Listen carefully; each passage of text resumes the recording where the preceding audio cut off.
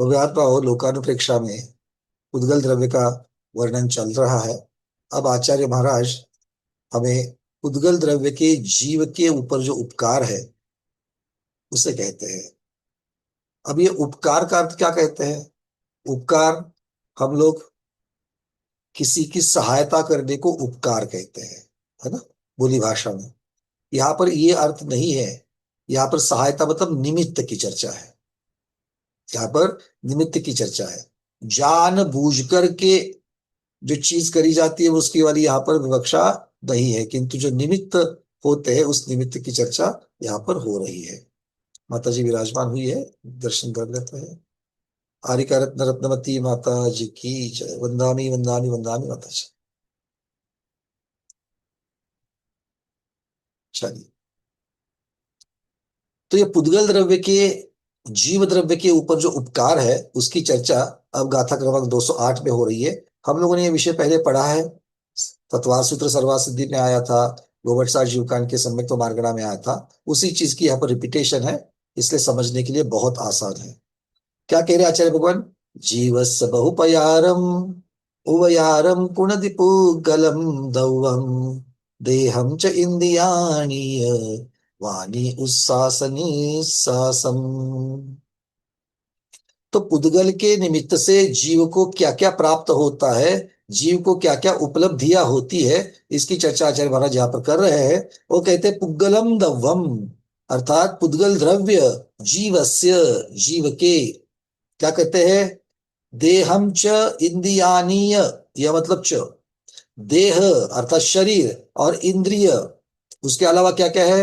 वाणी अर्थात वचन, उच्छ्वास निश्वासम जिसे हम श्वासोच्छ्वास कहते हैं, उच्छ्वास निश्वास प्राणापान, बहुपयारम बहुत प्रकार के, उवयारम उपकार, कुणदी अर्थात करते हैं। तो पुद्गल जीव द्रव्य के किन किन चीजों में निमित्त होते हैं? तो शरीर निर्मिति में, इंद्रिय निर्मिति में, उसके साथ साथ में वचन, श्वासोच्छ्वास, ये चार चीजें मुख्यतः से हो गई। और इस प्रकार से बहुत प्रकार के, इसी के अंतर्गत बहुत प्रकार के ये उपकार या निमित्त होते हैं। चलिए अब इसको शब्दार्थ के पश्चात टीका देख लेते हैं शुभचंद्र महाराज की। पहले संस्कृत छाया। जीवस्य बहु प्रकारम उपकारम करोति पुद्गलम द्रव्यम देहम च इंद्रियाणि च वाणी उच्छ्वास निश्वासम। पुद्गल द्रव्यम उपकारम करोति, पुद्गल द्रव्य उपकार करता है। कस्य किसका करता है? जीवस्य आत्मनः, जीव का अर्थात आत्मा का करते हैं। कीदृशम उपकारम, किस प्रकार करते हैं? बहु प्रकारम, विविध प्रकार से करते हैं, अर्थात अनेक भेद भिन्नम, अनेकानक भेद के द्वारा कर लेते हैं। उस विषय पर यहां पर कह रहे हैं सुख दुख जीवित मरणादि रूपम। जीव को सुख भी पुद्गल की वजह से मिल रहा है, दुख भी पुद्गल की वजह से मिल रहा है, जन्म और मरण भी पुद्गल की वजह से ही मिल रहा है। अब अभी ये चर्चा किसकी चल रही है? संसारी जीव की चर्चा चल रही है। तो संसारी जीव को सुख और दुख क्यों मिलता है? संसारी जीव को सुख और दुख किसके लिए मिलता है? हेमांगी जी। वंदना भैया, कर्म के कारण। कर्म के कारण हम सुखी हो रहे, दुखी हो रहे। कैसे कैसे कर्म है? अलग अलग प्रकार के कर्म है। उसमें विशेषता वेदनीय कर्म है जो हमें वेदन कराता है। उसके पीछे नीचे मोहनीय कर्म है, और नाम कर्म है, गोत्र कर्म है, अंतराय कर्म है। ये सारे कर्म जो है, घाती अघाती कर्म जो है, ये हमें सुखी और दुखी कराते हैं। हमें जन्म और मरण कौन कराता है? जन्म और मरण कौन कराता है निशा दीदी? हमारे कर्म से ही। कर्म से ही। कौन सा कर्म है? नाम नाम कर्म आयु की वजह आयु से। कर्म की आयु। हाँ, आयु कर्म की वजह से। ठीक है, आयु कर्म की वजह से तो आयु खत्म होने पर मरण होता है, और आयु कर्म के उदय होने पर जन्म जन्म। होता है।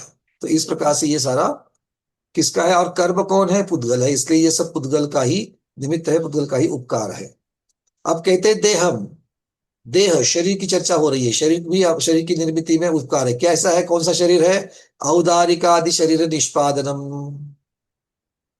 औदारिकादि शरीर बनाना। औदारिक आदि, आदि मतलब कौन कौन से शरीर बनाता है पुद्गल? आदि में से आदि से औदारिक कौन कौन से शरीर बनेंगे? प्रमोद जी लखनऊ बोलिए।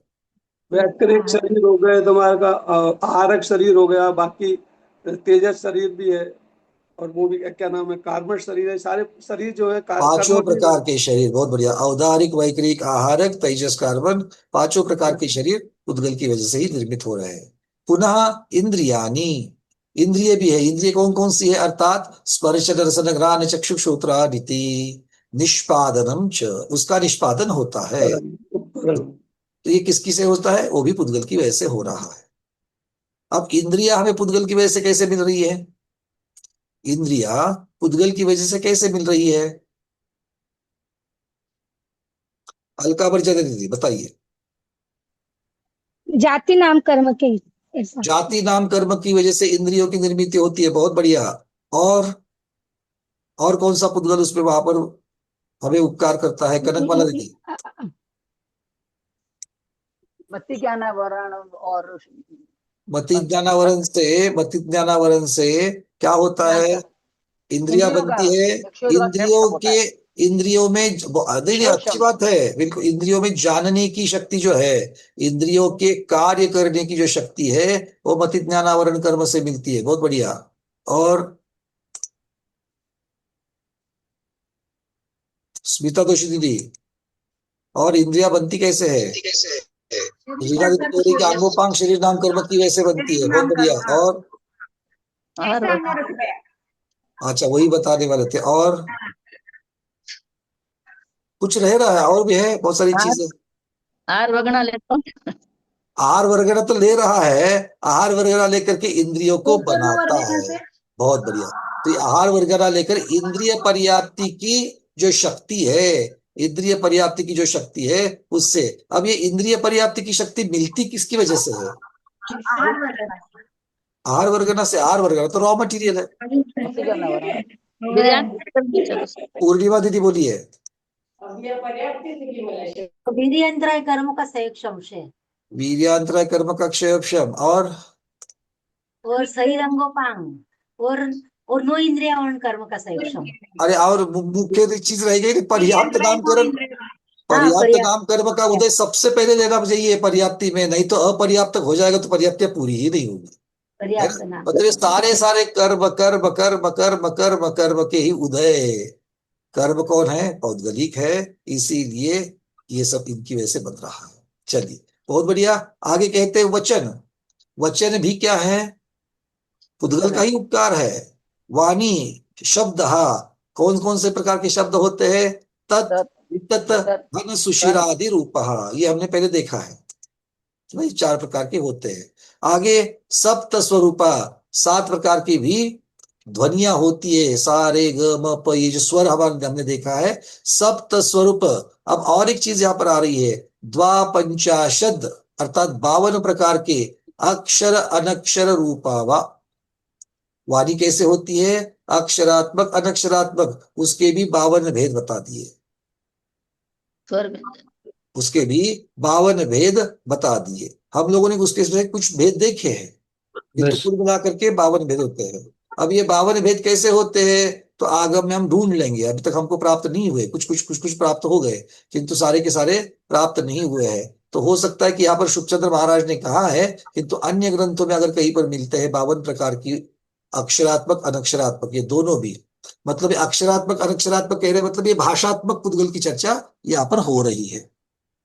चलिए आगे कहते हैं उश्वास निश्वासम प्राणापान आदान व्यान रूप मुक्कारम जीवस्य विधाति। तो ये प्राणों को अंदर लेना और अतः श्वास को अंदर लेना और श्वास को छोड़ना, ये जो आदान प्रदान उसका जो होता है, ये भी पुद्गल का ही निमित्त है, पुद्गल का ही उपकार है। चलिए अब चलते हैं 209 तक। 209 नंबर की गाथा। जिनके माइक खुले कृपया बंद कर ले। सभी से अनुरोध है, अपने अपने माइक को बंद करने की जिम्मेदारी आपकी है।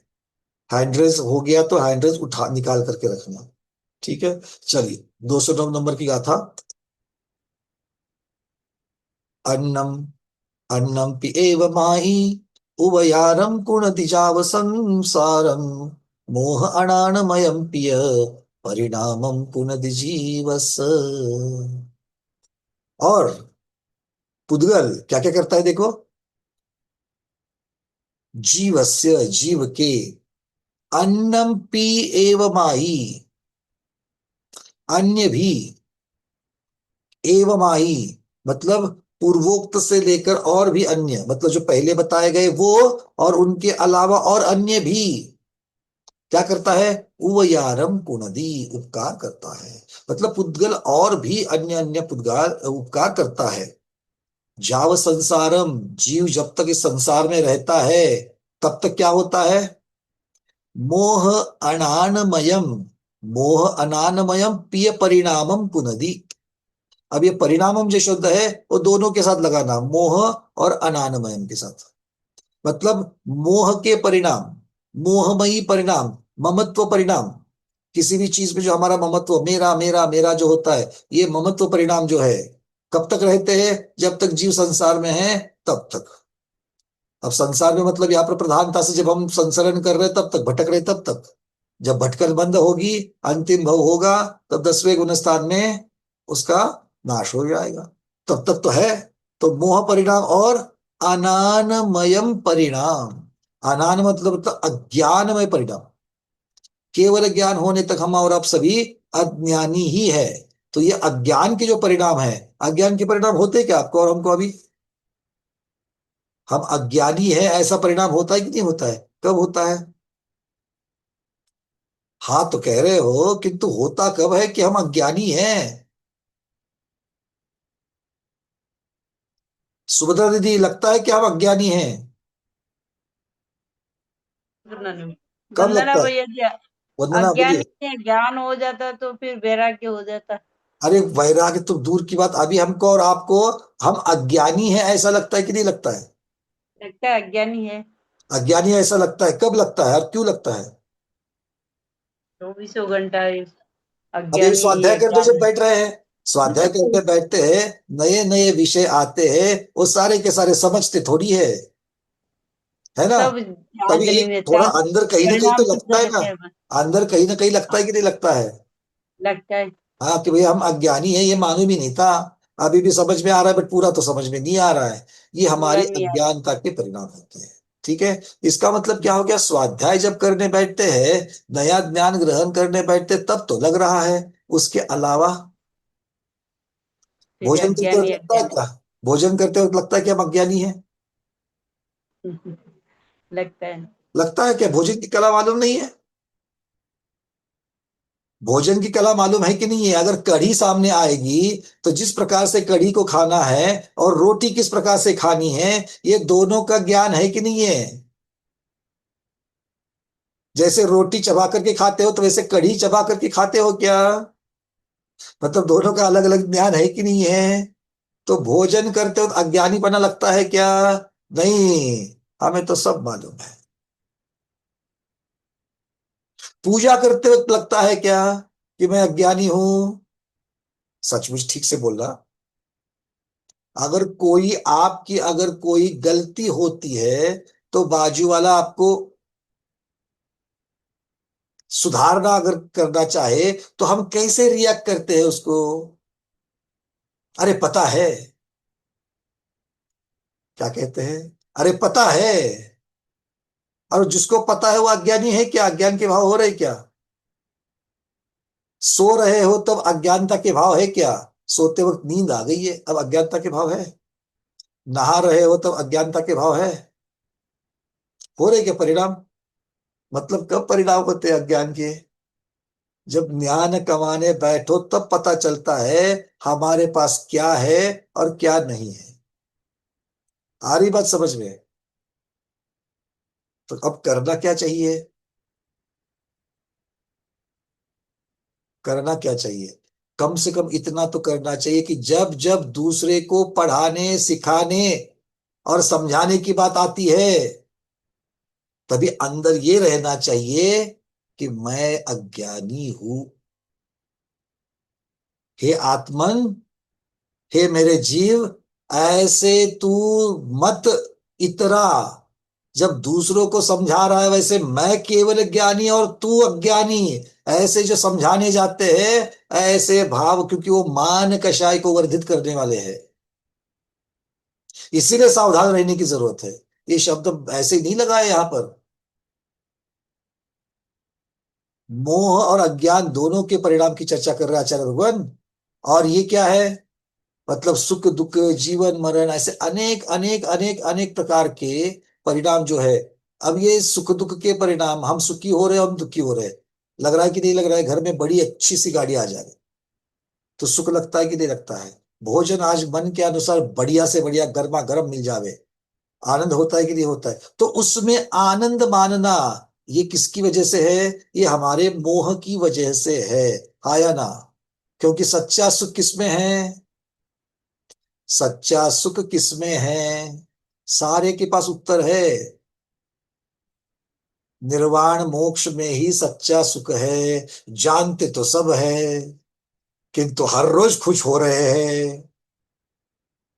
सबसे बड़ा दुख कौन सा है, जन्म मरण करके संसार में भटकना, ये सबसे बड़ा दुख है। और वो करते करते भी सुख मान रहे हैं, संसार में भटकने भी सुख मान रहे हैं।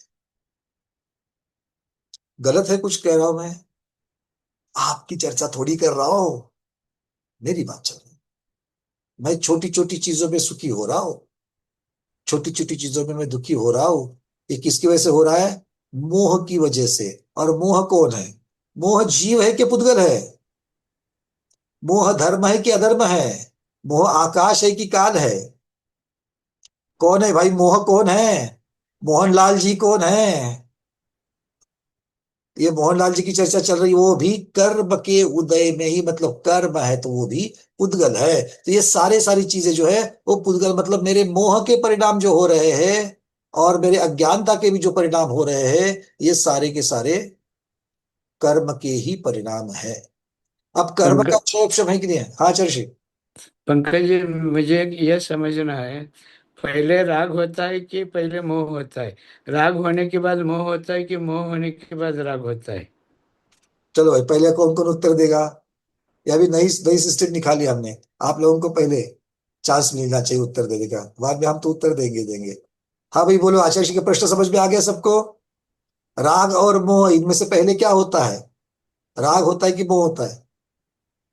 प्रमोद जी बोलिए, लखनऊ। अनम्यूट अनम्यूट कर लीजिए। जी हुआ। बोलो। तो पहले तो मोह होगा, मोह मतलब अज्ञान रूप मोह था, उसके बाद ही राग होता है मेरे हिसाब से। तो मोह पहले और राग बाद में, ऐसा प्रमोद जी को कहना है, उनकी अपनी अपनी विवक्षा है। चलिए पूर्णिमा दीदी। नमोस्तु महाराज जी, बंदा ही माता जी, बंदा भैया। भैया जी ऐसे तो मोह के ही बेटे हैं राग और देश, लेकिन राग राग के कारण ही मोह उत्पन्न होता है। राग के कारण ही मोह उत्पन्न होता है। चलिए सुनीता उकर, अच्छा सब लोग अच्छे अच्छे चिंतन कर रहे हैं। सुनीता उकर दीदी। मोह और राग ये दोनों एक ही है, तो दोनों एट ए टाइम ही होते हैं। एट ए टाइम ही होते हैं, बहुत बढ़िया। कनकमाला दीदी। राग है वो मोहिनी का ही, चैत्र मोहिनी का ही भेद है, और इसलिए मतलब मोह है मतलब राग है। मोह है दोनों मतलब साथ ही ही है, राग है। दोनों साथ ही है, तो क्योंकि उसी सुम्बी का जी भेद है वो। मुंबई। अब भैया दोनों साथ साथ ही चलते हैं। दोनों साथ साथ चलते, हाथ में हाथ डाल करके चलते हैं, बहुत बढ़िया। हेमांगी दीदी। पहले दर्शन मोहनी का कारण मोह होता है, और फिर चारित्र मोहनी कषाय के कारण राग होता है। अच्छा, दीदी कह रही है कि पहले दर्शन मोहनी का मोह होता है और उसके बाद में चारित्र मोहनी वाला राग होता है। अगर ऐसा कहूँ तो जो क्षयिक सम्यक दृष्टि है, जो उसको क्षयिक मोह सम्यक दृष्टि है, चतुर्थ गुण स्थान होती है, उसको राग दोष होता है कि नहीं होता है। होता है, क्षयिक सम्यक दृष्टि मुनिराज है, उनको राग द्वेष होते हैं कि नहीं होते। छठे होते गुण हैं, स्थान वर्ती। हैं। 10वें गुण सुशीला स्थान दीदी पर। क्या कहना चाहोगी। होते हैं। वंदना भैया जी, मैं कहना चाहूंगी कि राग मतलब मोह, राग मतलब प्रीति, प्रीति होती है तो मोह होता है, जिस व्यक्ति से प्रीति है उसी से मोह बढ़ता है। अच्छा, मतलब आप राग को कारण बना रही हो और मोह को का कार्य बना रही हो। जी। चलो ठीक है, और पूछ लेते हैं विजय लक्ष्मी दीदी। मोह और राग एक साथ ही होता है, क्योंकि मोह होने लगे कि राग ऑटोमेटिक उत्पन्न होता है। मोह और राग एक साथ ही होता है। और किसी को कुछ कहना है? कोई बच गया है? अर्चना दीदी, जल्दी जल्दी चलो, बहुत आगे बढ़ना है। हाँ, अर्चना दीदी फिर से बोलिए।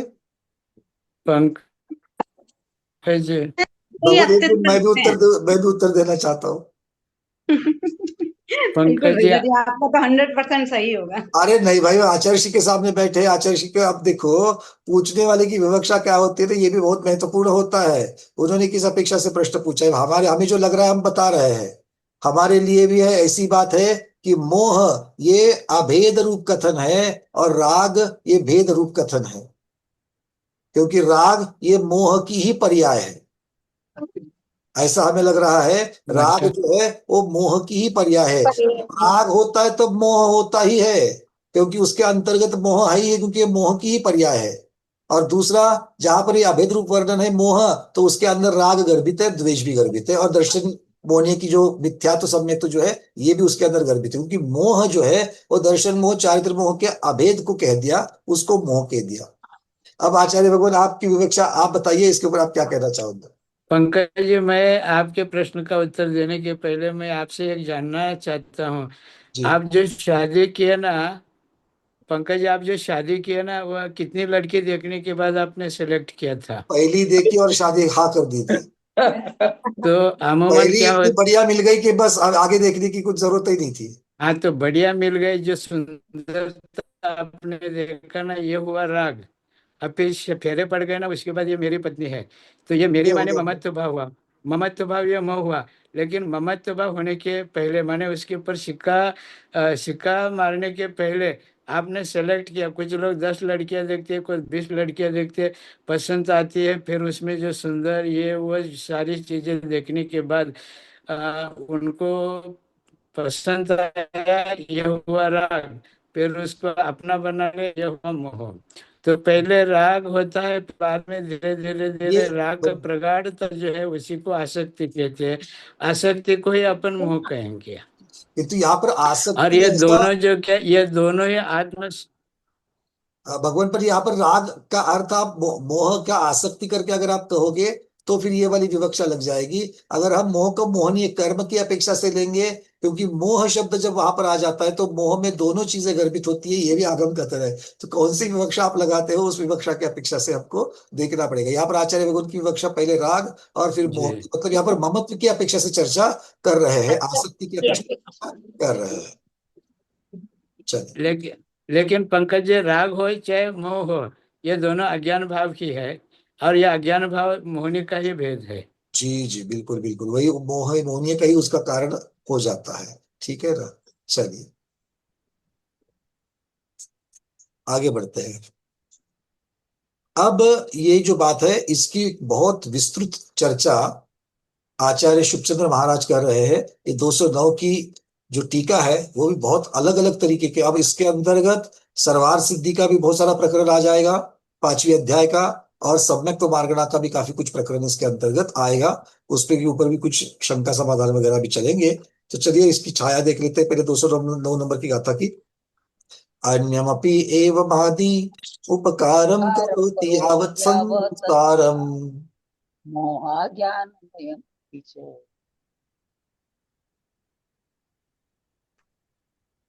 अब कितनी बार मैंने बताना है कि माइक्स को बंद कर लो, हैंड रेस हटा दो।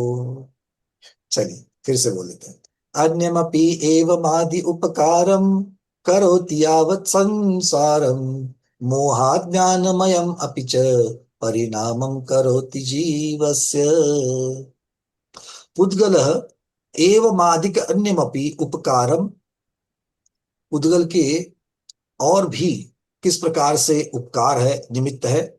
शरीर वांग मन प्राणा प्राणा पुद्गला नाम सुख दुख जीवित वर्णोपग्रहाश्च इत्युद उपकारम जीवानाम करोति। तत्वार सूत्र की ये सारे सूत्र यहाँ पर आ रहे हैं। आचार्य भगवान कह रहे हैं शरीर वांग मन, शरीर वचन मन और प्राणापान, ये चार चीजें जो है ये पुद्गल के जीव के ऊपर उपकार है, निमित्त है। और क्या कह दिया, सुख दुख जीवित और मरण ये भी उपग्रहाश्च अर्थात ये भी उपकार ही है, जिनकी चर्चा पहले भी आ चुकी है। अब कहते हैं तथा ही पुद्गला देहादिना। अब सबसे पहले चर्चा चार में से पहली जो है शरीर की चर्चा चलेगी। अब ये शरीर जो है वो शरीर कितने प्रकार का होता है, 5 प्रकार का शरीर होता है। और ये शरीर बनता कैसे है, कर्म और नो कर्म से शरीर बनता है। तो इसलिए यहां पर कह रहे हैं कर्म नो कर्म, तो शरीर शब्द को कर्म नो कर्म के साथ वहां पर रिप्लेस कर दिया। आगे क्या कहते हैं, वांग मन उच्छ्वास निश्वासानाम निवर्तन कारण भूतः। इसके साथ साथ में श्वास निश्वास का निवर्तन होना, ये क्या है, ये इसका कारणभूत कौन है, पुद्गल है, नियमेन भवति। अब इसमें से एक एक चीज के ऊपर ये अब उन्होंने बोल दिया, अब इसके ऊपर शंका उठेगी। आचार्य भाष ने कह दिया तो इसके ऊपर शंका उठ रही। शंका क्या कह रहा है, ननु कर्मा पौद्गलिकम अनाकारत्वात् वा आकारवता मोदार्कादि नामैव तथान्वत युक्तमिति तन्न कर्मापि पौद्गलिकमेव गुणकंटगादि मूर्त द्रव्य संबंधेन पच्यमानत्वात् उदकादि मूर्त संबंधेन व्रीहादिवत्। अब ये पूरा का पूरा जितना ये वाक्य हमने बोला, इसके अंतर्गत जो भाव छिपा हुआ है पहले उसको समझ लेते हैं। आचार्य महाराज यहां पर कह रहे हैं कि आप शरीर की जब चर्चा कर रहे हो तो शरीर तो 5 प्रकार का शरीर है, ये तो पहले कथन करके आगे है। अब वो उसमें से सूक्ष्म होने की वजह से, क्योंकि जिन वर्गणाओं से बनता है वो वर्गणाएं इतनी सूक्ष्म है, क्या आप और हम औदारिक वर्गणाओं को देख सकते हैं, वैक्रिक वर्गणाओं को देख सकते हैं, आहारक को, तेजस को, कार्बन को, तो शरीर बनाने वाली वर्गणा को देख सकते नहीं। वो इतनी सूक्ष्म होने से वो इंद्रिय गोचर नहीं है, वो मति ज्ञान से पकड़ में नहीं आती है। किंतु उनके उदय से जो इकट्ठा बना हुआ शरीर है वो हम देख पाते हैं, वो हम इंद्रियों से ग्रहण कर रहे हैं। अब चींटी का शरीर कितना छोटा होता है, वो बना किससे है, कौन सी वर्गणा से बना है, औदारिक वर्गणा से बना है। मोटा मोटी स्थूल उसका जो बना है वो, तो औदारिक वर्गणा को तो नहीं देख सकते, किंतु उससे बने हुए इकट्ठा हुए उस नो कर्म के संचय को, शरीर को हम देख सकते हैं। तो इन 5 शरीर के कारणभूत जो कर्म है उनका भी शरीर के अंतर्गत ही अंतर्भूत होता है, आचार्य भगवान कह रहे हैं।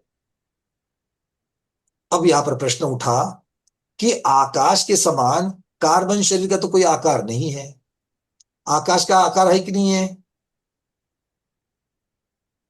नहीं,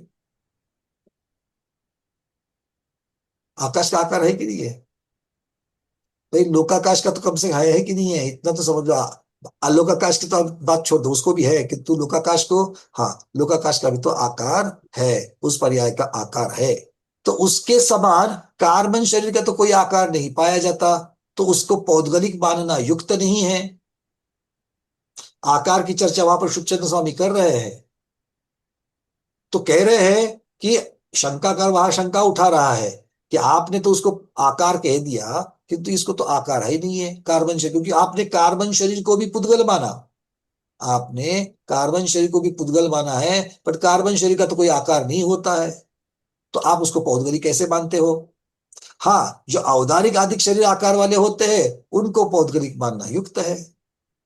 औदारिक शरीर से जो आकार बना है, औदारिक शरीर की हमको आकार समझ में आता है, वो तो पौद्गलिक है, ठीक है, पर आपने कार्बन शरीर को पौद्गलिक क्यों कहा, ये शंकाकार का यहाँ पर प्रश्न है। आचार्य भाष कहते हैं ऐसा कहना ठीक नहीं है। क्यों, तो कार्बन शरीर भी पौद्गलिक है।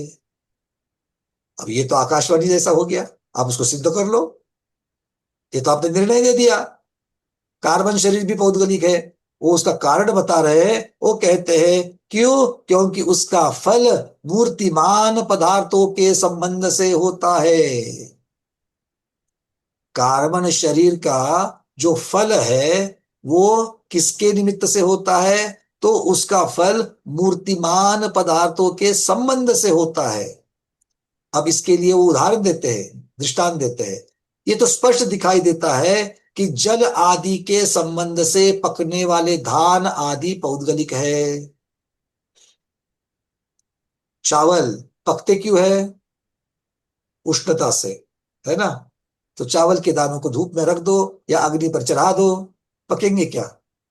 वो तो जल जाएंगे। तो पके क्यों? पकने की प्रक्रिया क्यों हुई? पकने का कार्य क्यों हुआ? वहां पर जल के साथ संबंध कर दिया, इसलिए वो पक गए। और जल क्या है? जीव है, पुद्गल है, आकाश है, धर्म है, क्या है? जल, वो भी पुद्गल है। मतलब पुद्गल का पुद्गल के साथ संबंध करने से हमें पुद्गल का पौद्गलिक कार्य दिखाई देता है, पौद्गलिक कार्य होता है। उसी प्रकार कार्बन शरीर भी गुड़ और कांटे आदि मूर्तिमान पदार्थों के मिलने पर फल देते हैं। आप गुड़ खाते हो कि नहीं खाते हो? बोलो हाँ, खाते हो। अब गुड़ खाने के बाद कैसा लगता है? मीठा।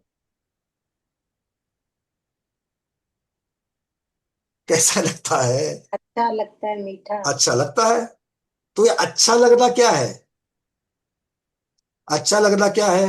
ये अच्छा लगना ही कर्म का फल है। क्योंकि वो वेदन कौन करा रहा है? वो अनुभव कौन करा रहा है? अच्छे का अनुभव कौन करा रहा है? क्योंकि रसना इंद्रिय के ऊपर गुड़ को रख देना, इतना मात्र अगर हमें एहसास, सुख का एहसास कराता, तो मुर्दे पड़े हुए शरीर के मुख में मिश्री डालने से वो बोलता बड़ा मीठा है। कभी देखा है क्या मुर्दा बोलते वक्त? उसके मुंह में मिश्री डालने से वो बोलेगा कि ये मीठी है करके? नहीं। तो रसना इंद्रिय तो उसके वहां पर जो की त्यों है। मिश्री तो पहले भी मीठी थी, अब भी मीठी है, वो भी वहां रख दी। और रखने के मात्र से वो वहां पर सुख हुआ कि जीव को? नहीं हुआ। मतलब उसका वेदन कौन करा रहा है? अच्छा, सिद्ध भगवान गुड़ को ग्रहण कर सकते हैं? सिद्ध भगवान गुड़ को ग्रहण करके खुश हो सकते हैं? नहीं। क्यों?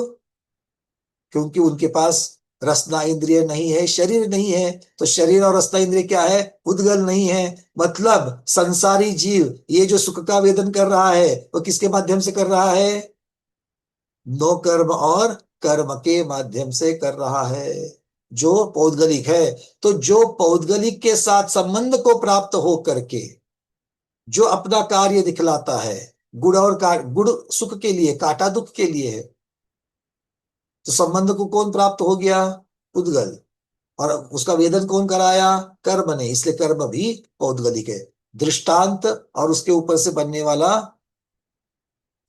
तथ्य दोनों समझ में आ रहे हैं कि कार्बन शरीर को क्यों यहां पर कह दिया। दूसरा तो आप इस प्रकार से आप ये भी कह सकते हो, यहां पर किसकी चर्चा चल रही है? कार्बन शरीर की चल रही है। कार्बन शरीर, कार्बन वर्गना जो विशेषोपचय रूप होती है वो है क्या?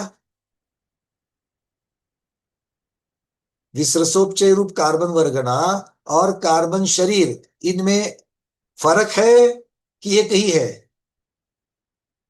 फर्क है ना? क्यों? कार्बन शरीर आत्म प्रदेश के साथ में संयोग को प्राप्त है, इसलिए वो जुदी चीज, एक अलग चीज बन रही है। किंतु अलग चीज बन रही है किससे बनी? पुद्गल से बनी, इसीलिए पौद्गलिक है। अगर आप ऐसा तर्क देते, आपके दिमाग में यही तो था ना पहले, कार्बन वर्गना से बनी है, वर्गना तो पुद्गलिक है, इसलिए कार्बन शरीर भी पौद्गलिक है। अगर ये तथ्य देते, ये तर्क देते, तो सामने वाला पूछता भैया अकेले कर्म का संयोग है क्या? जीव का भी तो संयोग है, फिर कार्बन शरीर को जीव मानो। प्रमोद जी, अगर माँ और बाप, पिताजी और माताजी दोनों से मिलकर के बेटा बना है, तो बेटा अकेली माँ का है क्या, बेटा अकेले पिता का है क्या? नहीं। तो कार्बन शरीर बना किससे है? आत्म प्रदेश और कार्बन वर्गना इनके मिलाप से बना हुआ है।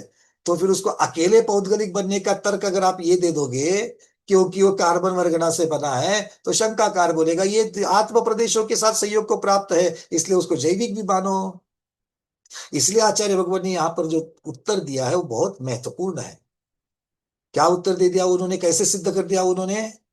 उन्होंने सिद्ध कर दिया जल और अनाज, पुद्गल का पुद्गल के साथ संबंध होने से पौद्गलिक कार्य होता हुआ दिखता है। ये उन्होंने यहाँ पर सिद्धांत रखा, तर्क रखा, तब जाकर के उन्होंने उसकी सिद्धि करी ताकि उसके ऊपर और शंका ना उठे। तो ये भी हमें सीखने जैसा है। उत्तर गलत नहीं है कि पौद्गलिक वर्गना से बना है इसलिए पुद्गल है, किंतु उसके ऊपर और भी फिर विवाद आगे चल सकता है, और भी तर्क की चर्चा चल सकती है। तो इस प्रकार से चलेगी, तो उन्होंने वहां पर उसको बंद कर दिया। अब चलते हैं, ये शरीर की चर्चा हुई, शरीर के बाद में किसकी चर्चा चलेगी? तो आकार और अनाकार, इसकी चर्चा के पश्चात अब यहां पर चर्चा चलेगी वाक द्वेधा। वचन दो प्रकार के हैं, वाक मतलब वचन दो प्रकार के हैं, द्विधा, द्रव्य भाव भेदात, द्रव्य वचन और भाव वचन। तत्र भाववाग, जो भाव वचन है वो कैसे बनते हैं? वीर्यांतराय मति श्रुता वर्ण क्षोभ क्षमंगोपांग नाम कर्म लाभ निमित्तत्वात् पौद्गलिकः। और पुद्गलिक है, वचन पौद्गलिक है। कौन से वचन? भाव वचन। द्रव्य वचन तो सब लोगों को कहने के लिए और बताने के लिए और समझने के लिए तो इजी है ही है कि द्रव्य वचन पौद्गलिक है, हाँ या ना? द्रव्य वचन पौद्गलिक क्यों है? बनेंगे भाषा वर्गना से, भाषा वर्गना पौद्गलिक है। किसके थ्रू पास हो जाएंगे? स्वर यंत्र के थ्रू पास हो जाएंगे।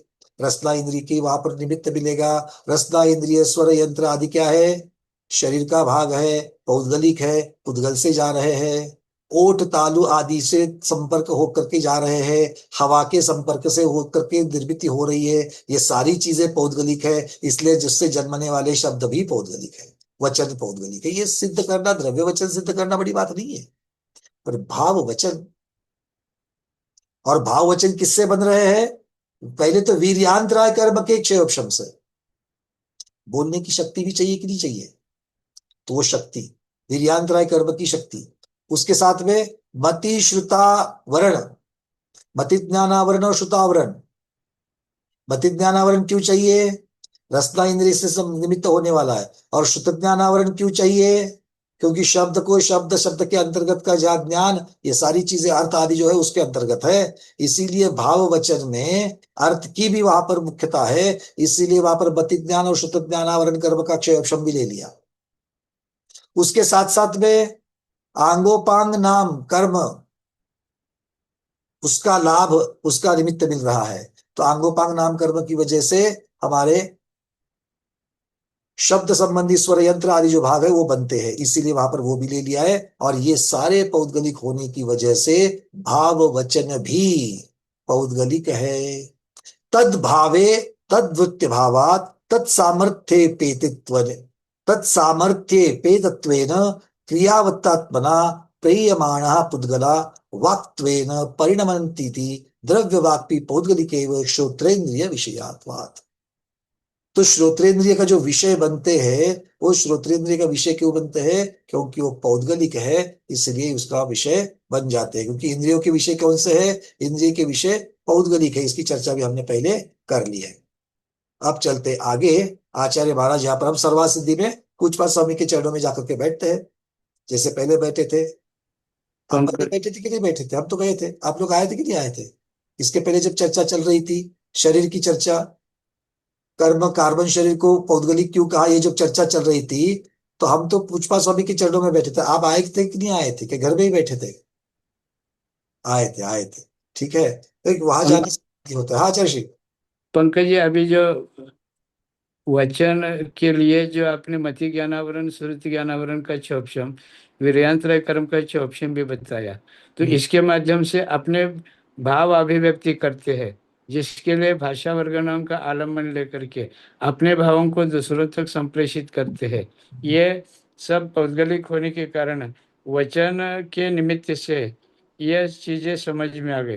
तो मनोयोग के द्वारा जो अपन विचार करते हैं, तो उसमें भी तो जितना मति ज्ञान का श्रुति ज्ञान का क्षोभम है, उतना ही तो हम विचार कर पाएंगे। और उसके लिए भी शक्ति की आवश्यकता है, वो वीर्यांतर कर्म का क्षोभम है। मात्र इसमें फर्क इतना पड़ा मनोयोग और वचन योग में, कि वहां पर मनोवर्गणों का आलम्बन लिया और यहाँ पर वचन वर्गणों का आलम्बन लिया। इस अपेक्षा भेद पड़ा ना। बिल्कुल ठीक ऐसा ही होगा। और इसकी ऐसी ही चर्चा मन की भी चलेगी, पहले वचन की चर्चा चलेगी, फिर मन की चर्चा चलेगी। और यही ऐसे ही कारण वहां पर भी हमको प्राप्त होंगे, क्योंकि वहां यहाँ जैसे द्रव्य वचन भाव वचन कर लिया, वहां पर भी द्रव्य मन भाव मन की अपेक्षा से चर्चा हो। और वहां पर भी ये सिद्ध करेंगे कि भाव मन को भी पौद्गलिक क्यों कहा, क्योंकि मन और वचन ये पुद्गल के निमित्त से ही है, पुद्गल के ही जीव के निमित्त से जीव के प्राप्त हो रहे हैं। और जीव के पास जो उसके उपकार की जो बात चली है वो भी इसीलिए है। तो हम लोग द्रव्य मन और द्रव्य वचन समझने के लिए इजी है, भाव वचन और भाव मन को भी आचार्य भगवान यहाँ पर सिद्ध कर रहे हैं। तो हम पहले वचन की चर्चा करते हैं, फिर मन की तरफ चलते हैं। उसके पहले मुनिराज विराजमान हो चुके हैं, दर्शन कर लेते हैं गुरुदेव के। प्रज्ञा श्रवण मुनि श्री अमित सागर जी गुरुदेव की जय। नमोस्तु नमोस्तु नमोस्तु भगवान। स्वामी जी नमस्तु नमस्तु स्वामी जी। नमोस्तु स्वामी जी, नमोस्तु नमस्तु। हाँ चलिए ये जी भगवान। वीर्यांतराय कर्म का क्षौषम क्यों जोड़ते हैं सब पहले? क्योंकि स्वामी जी कोई भी कार्य बिना शक्ति के नहीं हो सकता है। ये जो है महावन में जो बहुत अच्छी बात कही है। केवल स्वामी जी एक मिनट है, केवल ज्ञान होने के बाद वो ज्ञान जब ज्ञेय पदार्थ को जानता है, तब वहां भी अनंत शक्ति अनंत वीर का आलम्बन लेते हैं। क्योंकि बिना अनंत वीर के केवल ज्ञान नहीं हो सकता, इसलिए युगपत होता है। वो ठीक है, या वो छाप ठीक है, छाप वो छाप अच्छी बात है। या ये क्षौषम के छाप ज्ञान में भी जो क्या है, जो भावेंद्रिय प्रवृत्त होती है, चाहे मनोयोग के रूप में हो चाहे वचन योग के रूप में हो, तो वहां भी शक्ति का तो आलम्बन लेंगे ही। जैसे हाँ। आप 12 घंटे स्वामी जी पढ़ते, 12 आप 6 घंटे प्रवचन कर सकते हैं, लेकिन 6 घंटे सुनने की कैपेसिटी चाहिए। जिनकी कैपेसिटी है वही आपको सुन सकता है, आपको पढ़ सकता है। तो कैपेसिटी का अर्थ है जो कि वहाँ पर शक्ति, भले वह मनो का शक्ति हो चाहे वचन बल की शक्ति हो चाहे काय बल की शक्ति हो, शक्ति के बिना कोई कार्य नहीं होगा ना। ये तो आपका काम ठीक है, उसका नहीं कह रहा हूँ। महाबंध में प्रकृति समुत्कीर्तना के बाद सर्वबंध नो सर्वबंध प्रूपना की है। तो जब तक ज्ञानावरणी कर्म का और अंतराय कर्म का ये दोनों जो है 10वें गुण स्थान तक चलते हैं, इनका सर्वबंध होता है। तो अंतराय कर्म जहां तक चलेगा वहां ज्ञानावरणी का हिसाब किताब, ज्ञानावरणी चलेगा ही, दोनों समांतर चलते। तो वहां पर जो है सर्वबंध का कहा है। तो इसीलिए वीर्यांतराय कर्म की अंतराय कर्म की प्रकृति है वीर्यांतराय कर्म। तो वहां पर जो है वीर्यांतराय कर्म का इसलिए इसके साथ जोड़ा। ज्ञानावरणी कर्म के साथ वीर्यांतराय कर्म चलता है, सर्वबंध है इधर। बराबर है। एक विशेष बात आपको बता दी, और कुछ नहीं है, जो पढ़ा तो ठीक है। मतलब भगवान इसको अविनाभावी जैसा समझेंगे क्या? बिल्कुल बिल्कुल सर्वबंध जी, मतलब ये आया तो ये आएगा ही, उसके साथ में चलेगा, तब जाकर के कार्य होगा, इस प्रकार से। हाँ। चलिए बहुत बढ़िया। अब आचार्य भगवान यहाँ पर द्रव्य वचन और भाव वचन की चर्चा कर रहे हैं। देखते हैं वचन दो प्रकार का। इनमें से भाव वचन जो है वो वीर्यांतराय और मति ज्ञानावरण, श्रुत ज्ञानावरण कर्म के क्षयक्षम से और अंगोपांग का नाम कर्म के निमित्त से होता है, इसलिए वो पौद्गलिक है, कर्म से संबंधित है, वो पौद्गलिक है। क्यों? क्योंकि पुद्गल के अभाव में भाव वचन का सद्भाव नहीं पाया जाता। बहुत महत्वपूर्ण बात है। वचन कहाँ से शुरू होता है? दो इंद्रियों से शुरू हो रहा है। तो एक इंद्रियों में वचन संबंधी जो वीर्यांतराय कर्म का क्षयक्षम, जो मति ज्ञानावरण कर्म का क्षयक्षम, जो श्रुत ज्ञानावरण कर्म का क्षयक्षम, ये वहां पर पाया नहीं जाता है। उसके साथ साथ में आंगोपांग नाम कर्म की वजह से वहां पर रसना इंद्रिय आदि जो चीजें है वहां की निर्मित भी नहीं होती है, मतलब पुद्गल की निर्मित नहीं है और ना ही वहां पर पुद्गल का वहां पर निमित्त है। कर्म निमित्त, कर्म के पुद्गल, पुद्गल जो है कर्म पुद्गल है उसका निमित्त भी वहां पर नहीं है, और इसीलिए वहां पर शब्द की या द्रव्य वचन की वहां पर उत्पत्ति नहीं, तो भाव वचन भी नहीं और द्रव्य वचन भी वहां पर नहीं है, ये आचार्य मुख्य कहते हैं। क्योंकि पुद्गल के अभाव में भाव वचन का सद्भाव नहीं पाया जाता है, ये सर्वात सिद्धि में कुछ स्वामी रह रहे। आगे कहते हैं, चूंकि इस प्रकार की सामर्थ्य से युक्त क्रिया वाले आत्मा के द्वारा प्रेरित होकर पुद्गल वचन रूप से परिणमते हैं। प्रेरणा किसकी है? आत्मा की है। कौन करा रहा है? आत्मा करा रहा है, किंतु किससे करा रहा है? पौद्गलिक भाषा वर्गना से पौद्गलिक वचन शब्दों में या वचनों में उसका परिणमन करा रहा है। तो परिणमन तो आत्मा करा रहा है, किंतु पुद्गल के माध्यम से करा रहा है। बिना पुद्गल के माध्यम से शक्ति होते हुए भी वहां पर जीव कर नहीं पाएगा, इसलिए यह पुद्गल के माध्यम से होने वाला कार्य है, इसीलिए इसको पौद्गलिक कह दिया, भाव वचन को भी पौद्गलिक कह दिया। अब आचार्य भगवान कह रहे हैं, अब चूंकि भाव वचन पौद्गलिक है इसलिए द्रव्य वचन भी पौद्गलिक सिद्ध होते हैं।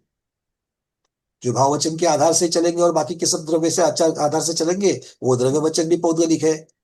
आगे कहते हैं कि दूसरे द्रव्य वचन श्रोत्र इंद्रिय का विषय है। शुभचंद्र महाराज भी वही कह रहे हैं वहां पर कि द्रव्य वचन जो है वो श्रोत्र इंद्रिय का विषय है। और इंद्रियों का विषय कौन सा होता है? जैविक होता है कि पौद्गलिक होता है?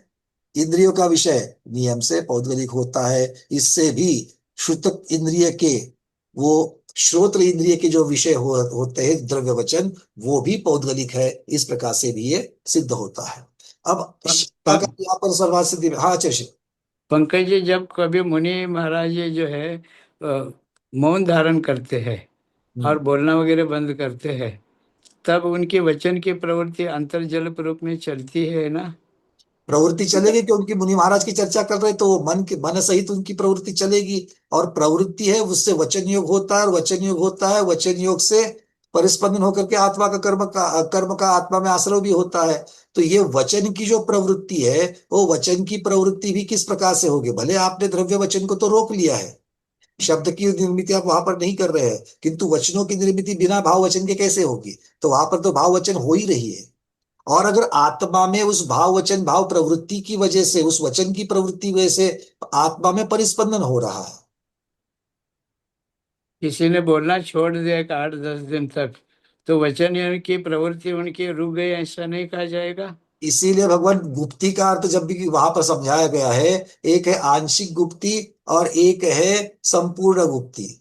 तो संपूर्ण गुप्ति तो 14वें गुणस्थान में ही पॉसिबल है, जहां पर योग का भी अभाव हो जाएगा। और तब तक सराग अवस्था में अशुभ वचनों से बचना, यही वहां पर अशुभ वचनों से बचना ही आंशिक वचन गुप्ति कहलाएगी। और जब वीतराग हो जाएंगे तब तो शुभाशुभ भाव से तो वहां पर गुप्ति प्रकट हो जाएगी, किंतु योग अभी भी है। किंतु संपूर्ण गुप्ति प्रकट होने के लिए 14वें गुणस्थान तक ही रुकना पड़ेगा। 14वें गुणस्थान में ही संपूर्ण वचन गुप्ति का अभाव हो जाएगा। वचन योग का ही जब वहां पर निरोध हो गया है, वचन योग को ही पूरे 13वें के अंत में जब उन्होंने रोक लिया, तो 14वां गुणस्थान अकेला गुणस्थान है जहां पर साक्षात में जो गुप्ति है वो प्रकट हो जाएगी। जी, माने आपका यूं कहना पड़ा क्या कि एक व्यक्ति मौन लेकर के भी अंतर्जल हो रहा है, माने वचन के भाव वचन के द्वारा आत्म प्रदेशों में परिस्पंदन हो रहा है, और एक मुखरित होकर के बोल रहा है, तो वहां पर आत्म प्रदेशों में परिस्पंदन ज्यादा मात्रा में हो रहा है, यूं कहा जाएगा? अब देखिए, एक गुरुदेव हम यहाँ पर एक सब लोगों के लिए एक उदाहरण ले लेते हैं। जब हम मानसिक जाप पे कर रहे हैं, जब मानसिक जाप पे कर रहे हैं, तो क्या हम सिर्फ मन की क्रिया कर रहे हैं क्या? क्योंकि उस जाप पे का उच्चारण मन में कर रहे हैं, सिर्फ मुख से शब्द बाहर नहीं आ रहे। जब मैं नमो अरहंतानम मन में बोल रहा हूं, तो वहां पर क्या सिर्फ मेरे मन की क्रिया चल रही है, क्या वचन की भी क्रिया चल रही है? यहाँ पर हम लोग बिल्कुल इसकी अनुभूति कर सकते, सिद्ध कर सकते कि मन में भी वचन बोले जाते हैं। जब मन में वचन बोले जाते हैं, इसका अर्थ क्या करेंगे? तो वो वचन की प्रवृत्ति। किंतु वहां पर भी वो किसके माध्यम से हो रहा है? उस अक्षरात्मक भाषात्मक पुद्गल के माध्यम से ही हो रहा है। एक ध्वनि की व्यवस्था सिर्फ हम लोगों ने बंद कर दी है। ध्वनि निकालना बंद कर दिया है, इसका मतलब ये नहीं कि वचन की प्रवृत्ति नहीं हो रही है और ना ही वचन योग हो रहा है, वचन योग तब भी होगा। ठीक है मैंने ना? मैंने ओठ हिल नहीं रहा है, लेकिन जीभ अंदर ही अंदर, जीभ में हलन चलन हो रहा है, नमो अनंता नमो शुद्धानम, ये जो उच्चारण अंदर ही अंदर कर रहे हैं, तब भी वह वचन योग की प्रवृत्ति कही जाएगी ना। बिल्कुल बिल्कुल, क्योंकि ओट तालु आदि चीजें जो वो द्रव्य वचन के लिए कारणभूत है, वो बिना हिले भी जो मन के मन अंतर्गत हम लोग जो, और मन के अंतर्गत हम लोग मुंह को पूरा बंद करके चिल्ला भी सकते हैं। ये तो जापे का उदाहरण ठीक है, अगर किसी के ऊपर मुझे गुस्सा करना है, किसी के ऊपर मुझे और भी कुछ उनका अपमान आदि करना है, तो मैं मन में बिल्कुल अलग अलग शब्दों का सहारा लेकर के मैं किसी का अपमान कर सकता हूँ, तो वो क्या कहलाएगा? जी सिर्फ हमने ध्वनि वाला जो शब्द द्रव्य वचन है उसको सिर्फ हमने बंद करके रखा हुआ है। जी। चलिए, तो इस प्रकार से आचार्य कह रहे हैं। अब यहां पर एक शंकाकार ने सर्वासिद्धि में बहुत सुंदर उठाई है। वो क्या कह रहा है, क्योंकि आपने जब कह दिया कि भाई वचन द्रव्य वचन जो है, अब द्रव्य वचन को श्रोत्र इंद्रिय का विषय कह रहे हैं, ये बहुत महत्वपूर्ण विषय है। द्रव्य वचन श्रोत्र इंद्रिय का विषय है, तो भाव वचन किसका विषय है? नो इंद्रिय का, मन का ही विषय हो जाएगा, क्योंकि मन के द्वारा, हमारे मन के द्वारा ही तो हम उसको जान रहे हैं। तो आगे वो कहते हैं कि अगर ऐसा है कि द्रव्य वचन श्रोत्र इंद्रिय के विषय है, तो वचन इतर इंद्रियों के विषय क्यों नहीं होते? शंकाकार पूछ रहा है, दूसरे इंद्रिय के क्यों विषय नहीं होते? आचार्य कह रहे हर इंद्रिय में अपने अपने विषय को ग्रहण करने की ही योग्यता होती है। अपना विषय छोड़ करके इंद्रिय दूसरा विषय ग्रहण नहीं करते हैं। शंकाकार फिर से पूछ रहा है, क्या वचन अमूर्त है? अब आचार्य महाराज विद्यानंद महाराज जी जो प्रश्न यहाँ पर किया था उसका भी आगे पर खुलासा हो जाएगा, क्योंकि हम द्रव्य वचन, वो हिलना शब्द पौद्गलिक बाहर आ रहे हो तो वो बिल्कुल आकार वाले सब कुछ है, तो क्या भाव वचन अमूर्त माने जाएंगे? तो यहाँ पर वचन अमूर्त है। आचार्य कहते कि नहीं, क्योंकि वचनों का मूर्त इंद्रियों के द्वारा ग्रहण होता है। वचनों की मूर्तता जो है, वचनों की जो मूर्तता अर्थात वचनी को, वचन का जो एक पौद्गलिक पना है, मूर्तता कहने से, उसी को तो इंद्रिय के द्वारा ग्रहण किया जाता है। फिर अगर द्रव्य वचन है तो श्रोत्र इंद्रिय के द्वारा, और भाव वचन है तो मन के द्वारा। इस प्रकार से होता है। वो मूर्त कौन से? वचनों का मूर्त जो इंद्रियों के द्वारा ग्रहण होता है, वे मूर्त दीवार आदि के द्वारा रुक जाते हैं। अब यहाँ पर द्रव्य वचन की चर्चा है। जो हम यहाँ पर बात कर रहे हैं वो हो सकता है कि दीवार के दूसरे साइड में नहीं पहुंच पा रहे हैं। क्यों? दीवार उसको रोक रही है, तो पुद्गल को रोक रहा है। प्रतिकूल वायु आदि के द्वारा वे टकराते हैं, तथा अन्य कारणों से भी उनका क्षीण होना देखा जाता है। अगर हवा हमारे बोलने के डायरेक्शन में बह रही है तो बहुत दूर तक आवाज जा सकती है हवा के साथ में। हवा अगर विरुद्ध दिशा में बह रही है तो हवा की टकरा करके वो आवाज जो है वो क्षीण हो जाती है।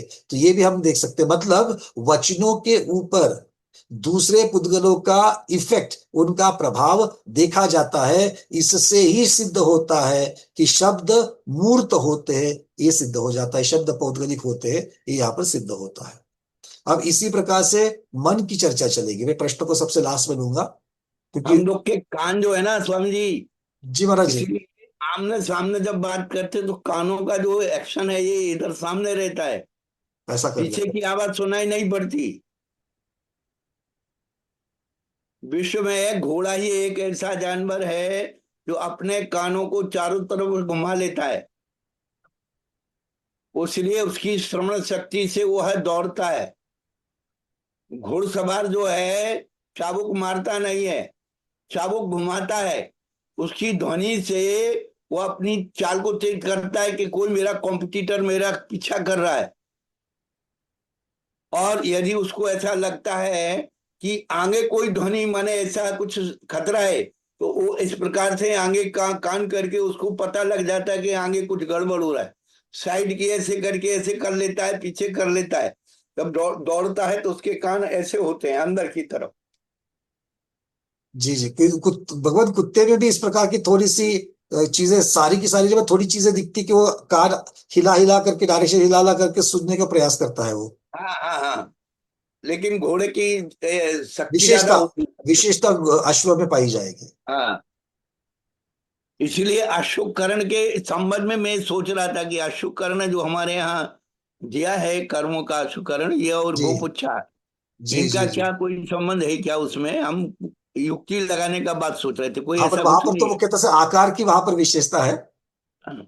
आश्वकरण में, और जो गोपुच्छाकार है अच्छा वहां पर अच्छा। आकार की विशेषता है, या फिर यव मध्य में जो चलते हैं, यव की जो हाँ, चर्चा की है, तो भी आकार की अपेक्षा से वहां पर मुख्यतः से। और ये चीजें क्या है, प्राकृतिक हैं, इसलिए इनका कभी नाश नहीं होने वाला है। जी इसलिए जी। आचार्य ने शाश्वत उदाहरण दिए, टेम्परेरी नहीं दिए। बहुत बढ़िया। चलिए, अब शुभचंद्र महाराज मन के बारे में क्या कहते हैं वो भी पढ़ लेते हैं। मनोपि तथा द्विधा, मन भी दो प्रकार का है। तत्र, अब उसमें से भाव मन, भाव मन कैसा है, भाव मन किस प्रकार का है। लब्धुपयोग लक्षणम, लब्धि उपयोग लक्षण रूप भाव मन है।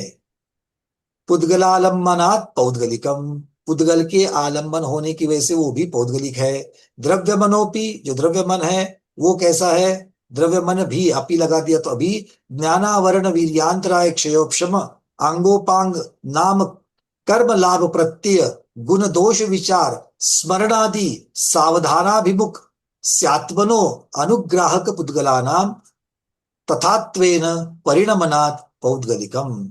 इतने सारे कारण बता रहे हैं उसको, मन को भी पुद्गलिक बताने के लिए।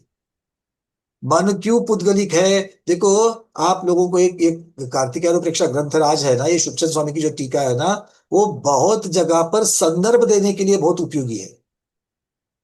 बहुत जगह पर कारण मीमांसा जो है, वो कारण मीमांसा बहुत सुंदर की गई है इस ग्रंथराज में, और इसीलिए कार्तिकेय के संदर्भ बहुत जगह पर हमें पाए जाते हैं। समझ में आ रही है बातें। चीजों को पौद्गलिक क्यों कहा है, ये ऐसा क्यों है, वो वैसा क्यों है, ऐसी बहुत सारी चर्चा यहाँ पर आचार्य महाराज कर रहे हैं। माने पंकज जी, जी। कार्तिकीय अनुप्रेक्षा और सर्वर सिद्धि ये ग्रंथ ऐसे है जहाँ हमें परिभाषा मिलती है बहुत बढ़िया, यस। वाक्य रूप में। चलिए, अब ये कह रहे हैं कि द्रव्य मन भी है, वो ज्ञानावरण वीर्यांतराय, ये दोनों के क्षयोपशम से आंगोपांग नाम कर्म के लाभ अर्थात उसका उदय, उसका भी निमित्त प्राकर के, और प्रत्येक गुण दोष विचार, गुण दोष का विचार, स्मरण आदि सावधानाभिमुख स्यात्मनो, आत्मा का उसके अभिमुख होना, किसके अभिमुख होना, सावधानता स्मरण स्मृति आदि के अभिमुख होना। और क्या कह रहे हैं, अनुग्राहक पुद्गलानाम तथात्वेन परिणमनात् पौद्गलिकम, इसीलिए वो पौद्गलिक है। चलिए, अब यहाँ पर ये जो मन की जो चर्चा है वो सर्वासिद्धि में पूज्यपाद स्वामी कैसे कहते हैं देखते हैं। बिल्कुल जो का त्यों, हमें हमें हमने सर्वासिद्धि को क्यों रखा यहाँ पर, यहाँ पर हमने गोमटसार जीवकांड को क्यों पीछे रखा। गोमटसार जीवकांड धवला को अनुसृत करता है, और यहाँ पर सुखचंद्र महाराज ने कहीं कहीं पर गोमटसार जी को फॉलो किया है, और कहीं कहीं पर सर्वार सिद्धि को किया है। ये सर्वार सिद्धि का जो कहते हैं उन्होंने यहाँ पर रखा है। देखो, सर्वार सिद्धि में भी इस प्रकार से कहा है, मन दो प्रकार का, द्रव्य मन और भाव मन। लब्धि और उपयोग लक्षण भाव मन पुद्गलों के आलम्बन से होता है, इसलिए पौद्गलिक है। लेकिन शुभचंद्र महाराज ने भी यही शब्द वहां पर लगा दिए हैं। तथा कर्मों के क्षयोपशम निमित्त से मनोवर्गना पुद्गल द्रव्य रूप मन रूप परिणत होते हैं, अथा द्रव्य मन भी पौद्गलिक है। तो कारण निमित्त किसका है, कर्मों के क्षयोपशम का, ज्ञानावरण कर्म वीर्यांतराय कर्म, इनका क्षयोपशम। दूसरा, आंगोपांग नाम कर्म का उदय, मतलब कर्म का क्षयोपशम कर्म का उदय, इनका निमित्त पाकर के, उद्गल का ही निमित्त पाकर के किससे बन रहे हैं, मनोवर्गना से द्रव्य मन में परिणत हो रहे हैं। मनोवर्गना क्या है, वो भी पौद्गलिक है, मतलब पुद्गल के निमित्त से पौद्गलिक वर्गनाओं से पुद्गल रूप जो परिणत होता है, अर्थात पुद्गल रूप परिणत क्या होता है, द्रव्य मन पुद्गल रूप होता है। ये यहाँ पर सिद्ध होता है। अब शंका, यहाँ पर शंकाकार शंका उठा रहा है कि मन तो एक स्वतंत्र रूपादि परिणमन से रहित है, मन को कोई रूप वगैरह नहीं होता है, मन में जो विषय आता है उसके अनुसार वो रूप धारण करता है। शंकाकार यूं कह रहा है, मन का स्वयं का कोई रूप नहीं है, मन तो अपने विषय के अनुसार उसका रूप धारण करता है, तो मन तो स्वतंत्र है। और अनुमात्र होने से उसे पौद्गलिक कैसे माने, अनु मतलब बिल्कुल सूक्ष्म, बिल्कुल सूक्ष्म होने से उसे पौद्गलिक कैसे माने। अब शंकाकार अपनी अपनी बुद्धि के अनुसार उसकी उसकी जो मान्यता है, उसका उसका एक किस प्रकार का विचार है, उस अपेक्षा से यहाँ पर रख रहा है। आचार्य भगवान कहते हैं कि ये अयुक्त है, ऐसा नहीं बोलना चाहिए, ऐसा युक्तिपूर्ण नहीं होगा, ऐसा सोचना युक्तिपूर्वक नहीं होगा। क्यों? क्योंकि मन आत्मा और इंद्रिय से संबंध है या असंबंध है? मन आत्मा और इंद्रिय से संबंधित है कि बिना संबंध का है? अगर यदि असंबद्ध है तो वह आत्मा का उपकारक नहीं हो सकता है। अगर उसका आत्मा के साथ में कोई अगर जुड़ाव नहीं है, संबंध का अर्थ क्या हो गया? वो आत्मा के साथ संयोग को अगर प्राप्त नहीं है, आत्मा से जुड़ा हुआ नहीं है, तो मन का कोई भी उपयोग, मन का कोई भी कार्य आत्मा के लिए निमित्त बन नहीं सकता है। ऐसा देखा जाता है क्या? मन में जितने भी विचार होते हैं, मन का जो भी कार्य होता है, उस कार्य का लाभ किसको हो रहा है? उसको जान कौन रहा है? जानने का काम कौन कर रहा है? जीव ही तो कर रहा है। तो जीव को ही तो उसका फायदा हो रहा है, जीव के साथ में संबंध नहीं होता। अगर आप उसको असंबंध मानो तो फिर ये तो सिद्ध नहीं होता है। अच्छा, तो वो आत्मा का उपकारक नहीं होगा, आत्मा के कार्य में निमित्त नहीं बनेगा, और इंद्रियों की भी सहायता नहीं कर सकता। बहुत महत्वपूर्ण बात है। क्या कह रहे हैं? अगर मन आत्मा और इंद्रिय से असंबंध है, तो पहले तो आत्मा से असंबंध है इसकी चर्चा कर दी और उसको सिद्ध कर दिया। अगर आत्मा से असंबंध है, जुड़ा हुआ नहीं है, तो उसकी उपकारिता आत्मा में नहीं दिख सकती है। किंतु ऐसा नहीं है, मतलब वो आत्मा से जुड़ा हुआ है। और अब इंद्रिय से चर्चा करते हैं। क्या मन इंद्रिय से असंबंध है? नहीं। अगर असंबंध होता तो इंद्रियों की सहायता नहीं करता, इंद्रियों की सहायता नहीं करता। अब आपको बताना है, इंद्रियों की सहायता करता है क्या मन? इंद्रियों की सहायता करता है, तभी तो इंद्रिय मन के निर्देशानुसार इंद्रियां प्रवृत्त होती है। और इंद्रियां जिन विषयों को कलेक्ट करती है, संग्रह करती है, वो मन तक पहुंचाती है। फिर उसके बाद मन में संकल्प विकल्प तत्संबंधित तत्व विषय संबंधी शुरू होता है। इसलिए परस्पर में एक दूसरों को सहकारी है। बिल्कुल। इसके साथ साथ में जो इंद्रियों के विषय है उनको स्मृति में रखना, ये भी तो मन कार्य कर रहा है। स्मृति में रखना किसका काम है? स्मृति तो मति ज्ञान का भेद है, किंतु किसके आलम्बन से? इंद्रियों के इंद्रियों के आलम्बन से कर रहा है। मतलब इमली कैसे होती है? बोलो। खट्टी होती है। कैसे बताया? अभी है इमली सामने आपके, इमली हाथ में है, इमली मुख में है, तो भी बताया कि नहीं बताया खट्टी है? कहां से आ गया ये? मन के इंद्रियों का विषय है खट्टा रस, ये रसना इंद्रिय का विषय है। अभी आपने रसना इंद्रिय को उपयोग में नहीं लिया है, तो भी आपने बता दिया खट्टा। कहां से आया? वो मन के द्वारा ही तो आपको बता दिया। तो इंद्रियों का और मन का संबंध है कि नहीं है? है। तो असंबंध होता तो फिर उसका कोई जुड़ाव देखने के लिए नहीं मिलता। अब बोलते हैं, अगर यदि संबंध है, अब दूसरी शक्यता, अगर यदि संबंध है तो जिस प्रदेश में वह अनुमन संबंध है, मतलब जिस प्रदेश में, आकाश के जिस प्रदेश में, जिस एरिया में, जिस क्षेत्र में वो सूक्ष्म मन संबंध है, उस प्रदेश को छोड़कर इतर प्रदेश का उपकार नहीं कर सकता। अगर संबंध माना जाए किसके साथ? आत्मा के साथ। अगर इसको आत्मा के साथ मतलब द्रव्य मन का जहां पर आत्म प्रदेशों के साथ में संयोग हुआ है, तो कौन से आत्म प्रदेश के साथ संयोग हुआ है? भैया कान के हुआ है। तो कान का जो क्षेत्र है, उतने क्षेत्र में अगर उसका आत्मा के साथ में संबंध हुआ है, तो बाकी जगह पर संबंध नहीं मान सकेंगे, उतने ही क्षेत्र में ऐसा संबंध मानना पड़ेगा आत्मा का। ऐसा होता है क्या? दूसरी जगह पर उपकार कर सकता है कि नहीं कर सकता है? दूसरी जगह भी उपकार कर सकता है। आप एक साथ यहाँ पर आम भी खा रहे हो, आम की मिठास को भी आप चख रहे हो, और उसके साथ साथ में गाना भी सुन रहे हो, उसके साथ साथ में दृश्य को भी देख रहे हो, उसके साथ साथ उस आम की खुशबू को भी ले रहे हो। अब बताओ, एक नियत जगह पर उसका संबंध हुआ है क्या? नियत जगह पर कोई संबंध नहीं हुआ है, मतलब वो आत्मा का भाग है क्या? आत्मा का भाग नहीं है। ये उनको कहना है कि संबंध और असंबंध ये दोनों लगा करके। पंकज जी, जी आचार्य। द्रव्येंद्रिया और कर्मेंद्रिया जो है ना, और ये और ज्ञानेंद्रिया, भगवत गीता में इसको कर्मेंद्रिय और ज्ञानेंद्रिय के रूप में दिया, हमारे यहाँ पर द्रव्येंद्रियों के रूप में लिया है।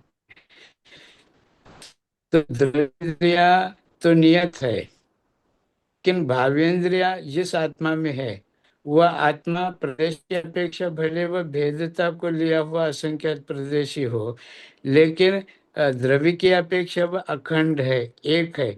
इसलिए उसमें जो भावेंद्रिय वह समग्र रूप से है। एक निश्चित इंद्रियों में जो प्रवृत्तियां हो रही है, लेकिन उस समय उपयोग जो लग रहा है, भावेंद्रिय तत्संबंध मति ज्ञान श्रुति ज्ञान आदि का जो क्षम है, और वीर्यांतराय जो प्रवृत्ति, वीर्यांतराय के क्षम के अनुसार जो शक्ति का वहां पर प्रयोग हो रहा है, वह तो समग्र रूप से आत्मा के द्वारा हो रहा है, क्योंकि ये भाव इंद्रियां समग्र रूप से क्षम को प्राप्त हुआ, यह आत्मा में है और आत्मा इस अपेक्षा अखंड है। जी बिल्कुल बात सही है। भले एक समय में अथवा भिन्न भिन्न समय में द्रव्य इंद्रियों का आलम्बन लेवे और उस इंद्रिय के द्वारा कार्य लेवे, वह बात अलग है। जैसे कर्मेंद्रिय बताया, हाथ पैर आदि को और जीभ आदि को कर्मेंद्रिय बताया, और ये 5 इंद्रिय इसको द्रव्येंद्रिय बताया। लेकिन आत्मा तो समग्र रूप से उसमें प्रवृत्त होगा। जिस समय हम सुन रहे हैं उस समय समग्र रूप से ज्ञानोपयोग कार्य कर रहा है, जिस समय देख रहे हैं उस समय समग्र रूप से देखने के लिए वो ज्ञानेंद्रिय प्रवृत्त हो रही है। क्योंकि ज्ञान अलग अलग इंद्रियों की अपेक्षा विभाजित नहीं है, द्रव्य इंद्रिय विभाजित है, क्योंकि द्रव्य इंद्रिय पौद्गलिक है, नाम इंद्रिय नाम कर्म के द्वारा निष्पन्न है। लेकिन भाव इंद्रिय तो ज्ञान के साथ संबंध रखता है और ज्ञान आत्मा के साथ संबंध रखता है, और यह ज्ञान आत्मा के साथ अखंड है और उपयोग अखंड है आत्मा के साथ, ज्ञान के साथ। और इसीलिए कथनचित लगाने से कथनचित संबंध भी है, कथनचित असंबंध भी है। एकांत पकड़ेंगे तो फिर एकांत सिद्ध नहीं होगा। यही आचार्य भगवान यहाँ पर हमको कह रहे हैं कि सिर्फ आत्मा का ही भाग है क्या, जैविक ही है क्या, नहीं है, और सिर्फ पौद्गलिक है क्या, नहीं। तो इंद्रियों का भी उपकार कर रहा है और जीव का भी उपकार कर रहा है, दोनों का उपकार कर रहा है। और यहाँ पर विषय क्या चल रहा है? पुद्गल का जीव के ऊपर उपकार, उसके निमित्त ये चर्चा चल रही है। अब ऐसी चर्चा किस किस की हो गई? शरीर की हो गई, वचन की हो गई, मन की हो गई। अब अंतिम उन्होंने कहा था श्वासोश्वास। इसके बारे में शुकचंद्र महाराज कह रहे हैं, वीर्यांतराय ज्ञानावरण क्षयोपशम अंगोपांग नामोदयापेक्षेन आत्मनोदस्यमान कम प्रवायुस रुच्छ्वास लक्षण स प्राण, प्राण का लक्षण कर रहे हैं। तैनैव वायुनात्मनो बाह्य वायुरभ्यंतरी क्रियमानो निश्वास लक्षणो पान। वहां पर प्लुत है, मतलब ये अपान, प्राण का लक्षण कर दिया, अपान का लक्षण कर दिया। तो चात्मनोनुग्रहिनो जीवित हेतुत्वात्, और ये श्वासोश्वास किस लिए उपयोग में आ रहा है, उसका कार्य क्या है? तो जीव के जीवित पने की, उस भव का जो जीवित पना है, उस जीवित पन का जो हेतु है वो प्राणापान, ये श्वास उश्वास जो है ये जीव के लिए, प्राण के लिए निमित्त है। तेज मन प्राणापाना मूर्तिमंतः मनसा प्रतिभय हेत्व शनिपातादिभि प्राणापानयश्च श्वादिपूत गंध प्रतिभयेन हस्तत्तल पुटादिर्भिमुख संवरेणेन श्लेष्मशना व प्रतिघात दर्शना। बहुत अच्छी बात यहाँ पर कह रही है। वो यहाँ पर सिद्ध कर रहे हैं किस प्रकार से वो पौद्गलिक है और किस प्रकार से ये श्वासोश्वास वाली चीज अगर बंद कर दी जावी तो जीव का उपकार नहीं होगा, ये यहाँ पर कह रहे हैं। अब वो उन्होंने क्या कह दिया था कि वीर्यांतराय और ज्ञानावरण कर्म के क्षयोपशम, आंगोपांग नाम कर्म के उदय के निमित्त से जीव जो अंदर की वायु बाहर निकालता है उसे क्या कहते हैं? उश्वास कहते हैं, नहीं तो प्राण कहते हैं। ये ठीक से समझना, बहुत बार लोग उल्टा पुल्टा करते हैं। अंदर की वायु को बाहर निकालना ये क्या है? उच्छ्वास, या इसको प्राण कहते हैं। जनरली हम लोग बोलते हैं हम प्राण को ले रहे हैं, प्राण को ले नहीं रहे, प्राण को निकालते हैं। गलती तो नहीं होगी? आचार्य महाराज क्या कह रहे हैं? जो अंदर की वायु को बाहर करना है उसे उच्छ्वास करते हैं, कहते हैं, या प्राण कहते हैं। और जीव जो बाहर की वायु अंदर ले जाता है उसे निश्वास अथवा अपान कहते हैं। अपान वायु को लिया जाता है और प्राण वायु को छोड़ा जाता है। पर वे हम लोग उल्टा क्यों कहते हैं, हम प्राण वायु अंदर लेते हैं करके, क्योंकि प्राण वायु ऑक्सीजन को, आधुनिक विज्ञान ने प्राण वायु ऑक्सीजन को कह दिया, इसलिए हम हमेशा इसमें गलत कर लेते हैं। तो आगम की अपेक्षा से याद ठीक से करना है। आगे कहते हैं ये दोनों भी, उच्छ्वास और निश्वास जो है वो आत्मा के उपकारी है। ऐसा क्यों? क्योंकि उनके वो जीव के जीवित रहने के कारण है। जब तक सांस चल रही है तब तक जीव जीवित है, आया ना। अंतिम सांस ले ली मतलब श्वास अंतिम, तो जीव का वो भव भी अंतिम हो गया। पर ये मन, प्राण और अपान, ये तीनों चीजें मूर्तिक है। अब वो मूर्तिक क्यों है? तो कहते हैं क्योंकि भय को उत्पन्न करने वाले वज्रपात अर्थात बिजली का कड़कना, वज्रपात आदि जैसे आवाज जब होते हैं तब मन का प्रतिघात होता है, भय लगता है। मन का जो प्रतिघात होता है अर्थात भय लगता है। भयंकर दुर्गंध के भय से जब हम अपने हाथ से, हथेली से अपना मुंह और नाक बंद कर लेते हैं, कोई भयंकर दुर्गंध आ रही है, हम क्या करते हैं पहले? अरे हाँ ठीक है, रुमाल से करते हो, बट रुमाल किसके ऊपर रहता है? रुमाल के ऊपर हाथी तो रहता है, ठीक है ना। कोई तो बोल रहा था कि भैया रुमाल से करते, कोई बात नहीं, रुमाल के पीछे हाथ है, ठीक है, उससे बंद करते। तो हथेली से बंद करते हैं। तो बंद करने पर क्या करते हैं? श्वास निश्वास को रोक देते हैं। अच्छा, जब भयंकर जुकाम होता है तब दोनों नासिकाएं दोनों क्या होती है? बंद हो जाती है, चौकअप हो जाती है, और उसमें प्राण और अपान रुक जाता है, अर्थात हम श्वास नहीं ले सकते हैं। अर्थात ये मूर्तिक है। जो मूर्तिक से रुक जावे, जो मूर्तिक से अड़ जावे, जो मूर्तिक के निमित्त से रुक जावे, वो मूर्तिक ही कहलाता है। जो जीव है वो मूर्तिक से रुक जाता है क्या? अगर ऐसा होता तो जिस कमरे में जीव शरीर को छोड़ रहा है उस कमरे के बाहर ही नहीं जाएगा, है कि नहीं है? अगर पुद्गल मूर्तिक अमूर्तिक को रोकता है क्या? नहीं रोकता। किंतु मूर्तिक किसको रोकता है? मूर्तिक को ही रोकता है। अगर मन भी पौद्गलिक नहीं होता तो पौद्गलिक आवाज, ध्वनि महाभयंकर जो होती है उससे वो कांपता नहीं। अगर हम दुर्गंध आदि आने पर या जुकाम आदि आने पर अगर हम सांस को रोक लेते हैं तो हमारा जीवन चला जाएगा, हमारी भव का भी अंत हो जाएगा। अर्थात जो मूर्तिक से प्रभावित होता है वो मूर्तिक ही होता है, आचार्य गुण यहां से कह रहे हैं। अतः ये मूर्तिक है। क्यों? क्योंकि मूर्तिमान के द्वारा अमूर्तिक का प्रतिघात होना असंभव है। अमूर्तिक मतलब जीव का प्रतिघात होना, घात होना असंभव है। आगे कहते हैं अंतरंग कारण, मान जी बस इसको पूरा करता हूं। हाँ। अंतरंग कारण सातावेदनीय और असातावेदनीय कर्म का उदय होने पर क्या कह रहे हैं? अंतरंग कारण कार्य किससे होता है? दो चीज से होता है, एक अंतरंग कारण, एक बाह्य कारण। यहाँ पर सिर्फ निमित्त की चर्चा चल रही थी, अब साथ में अंतरंग कारण की भी चर्चा कर रहे हैं। वो कह रहे हैं अंतरंग कारण सातावेदनीय असातावेदनीय कर्म का उदय होने पर बाह्य कारण द्रव्य, क्षेत्र, काल, भाव आदि के परिपाक के निमित्त से जो प्रीति रूप और संताप रूप परिणाम होते हैं उसे सुख दुख कहते हैं। आगे अब सुख दुख की चर्चा, सुख दुख जीवित मरणोपग्रहाश्च, ये जो शब्द है उसकी चर्चा शुरू होती है। ठीक है, तो सुख और दुख किसे कहते हैं इसकी चर्चा सातावेदनीय असातावेदनीय कर्म से संबंधित है। इसलिए सुख दुख क्या है? सुख दुख उसका जो पुद्गल है, पुद्गल का कार्य भी पौद्गलिक है, इस अपेक्षा से वो सिद्ध होता है। आचार्य जी आप कुछ कह रहे हैं? मैं ये पूछ रहा था समझने के लिए, एक दर्शन ऐसा भी है जो शब्द को आकाश का गुण मानते हैं, तो क्या किसी दृष्टि से ऐसा भी संभव है क्या? अपनी यात्रा भी आपने बताया, शब्द ये भाषा वर्गणों के द्वारा निष्पन्न होती है, उसकी तरंगे, और ये कर्णेंद्र का विषय बनता है। फिर शब्द के द्वारा जो निहित अर्थ है उस अर्थ से भावार्थ समझ में आता है। लेकिन अन्य दर्शनकार इसको आकाश का गुण कहा शब्द को, ये किस अपेक्षा अपन स्वीकार करें? भगवान आकाश का अगर उसका गुण मानेंगे पहले उसको सिद्ध तो करना पड़ेगा कि आकाश का गुण। हम सोच लेते हैं आकाश में सब जगह पर वात नहीं है, कई कई जगह पर निर्वात भी है। आकाश निर्वात भी तो है, तो क्या उस निर्वात में ध्वनि ट्रैवल कर सकती है? शब्द की जो चर्चा कर रहे हैं वो शब्द ट्रैवल कर सकता है, क्योंकि शब्द पौद्गलिक है। शब्द अगर पौद्गलिक है और पौद्गल का पुद्गल के द्वारा ही उसका वहन होगा, अगर वो वहन वहां नहीं हो सकता है तो फिर आकाश का गुण कैसे? मतलब पुद्गल को पुद्गल के ऊपर अवलंबन रहना पड़ रहा है अपने स्वयं की गति के लिए। अगर आकाश का गुण होता तो आकाश का गुण आकाश में कहीं पर भी जा सकता है वो, किंतु ऐसा देखा नहीं जाता है। अगर ऐसा देखा नहीं जाता है तो फिर हम आकाश का गुण कैसे माने? क्योंकि द्रव्य का गुण द्रव्य के एक देश में नहीं होता है, द्रव्य के सब जगह पर होता है।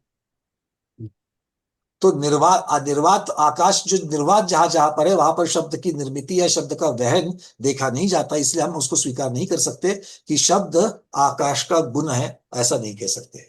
जी भगवान, आप इसके ऊपर और कुछ? नहीं, बराबर है।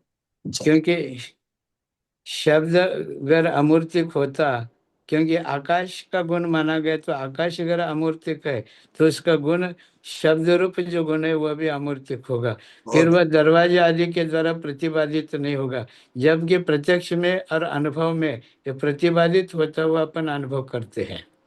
जैसे कि आप प्रवचन कर रहे हैं और इसी समय बहुत जोर जोर जोर से बाजे गाजे बजने लग जाए तो आप क्या बोल रहे ये सामने वालों को भी सुनाई नहीं देगा, क्योंकि वहाँ योग व्याघात हो गया। शब्दों का, आपके शब्दों का जो दूसरे तक संप्रेषित हो रहा था, तो अन्य शब्द वर्गनाओं के द्वारा जो मोटे तौर पर स्थूल रूप से जो कठोर आदि शब्द है, कर्कश आदि शब्द है, उसके द्वारा अपना शब्द बाधित हो गया। तो यहाँ पर पुद्गल पुद्गल को बाधित कर सकता है। अगर आकाश को अपन अपने शब्द को आकाश का गुण माने तो आकाश अमूर्तिक होने के कारण वह शब्द बाधित नहीं होना चाहिए था। और भगवान, अभी दिमाग में यह आ गया, अगर आकाश का अगर गुण होता तो हमें इंटरनेट की तो जरूरत ही नहीं पड़ती। हाँ, सभी जगह पर नेट डाउन हो गया तो आवाज नहीं आ रही, कट कट के आ रही है, ये वाली बातें उत्पन्न नहीं होती, क्योंकि जी आकाश बराबर। आकाश में सब जगह जा सकता था वो। जी जी जी। चलिए आगे बढ़ते, थोड़ा सा ये श्वास की चर्चा, श्वास के पश्चात सुख दुख की चर्चा चल रही है। वो कहते हैं कि आयु कर्म के उदय से, अब पहले हमको यहाँ पर ये पढ़ना भी पड़ेगा संस्कृत वाली बात जो है वो, और फिर आगे बढ़ते हैं वहां पर, क्योंकि हमने वो वाली पढ़ी नहीं, सुख दुख वाली तो नहीं पढ़ी है। चलिए कहाँ गया, ये बहुत बड़ी व्याख्या की है। हाँ, ये हस्ततल पुट वाला हो गया। तथा सत सत वेद्योदयानंतर, ये शब्द किसको दिख रहा है क्या वहां पर? ग्रहे तो है कि क्या है? सत सत वेद्योदयांतर, ये शब्द हमें नहीं दिख रहा यहाँ पर, हमारी बुक में नहीं दिख रहा है। आपके पास जो प्रति है उसमें कुछ दिख रहा है क्या? अंजलि दीदी, क्या है शब्द वो?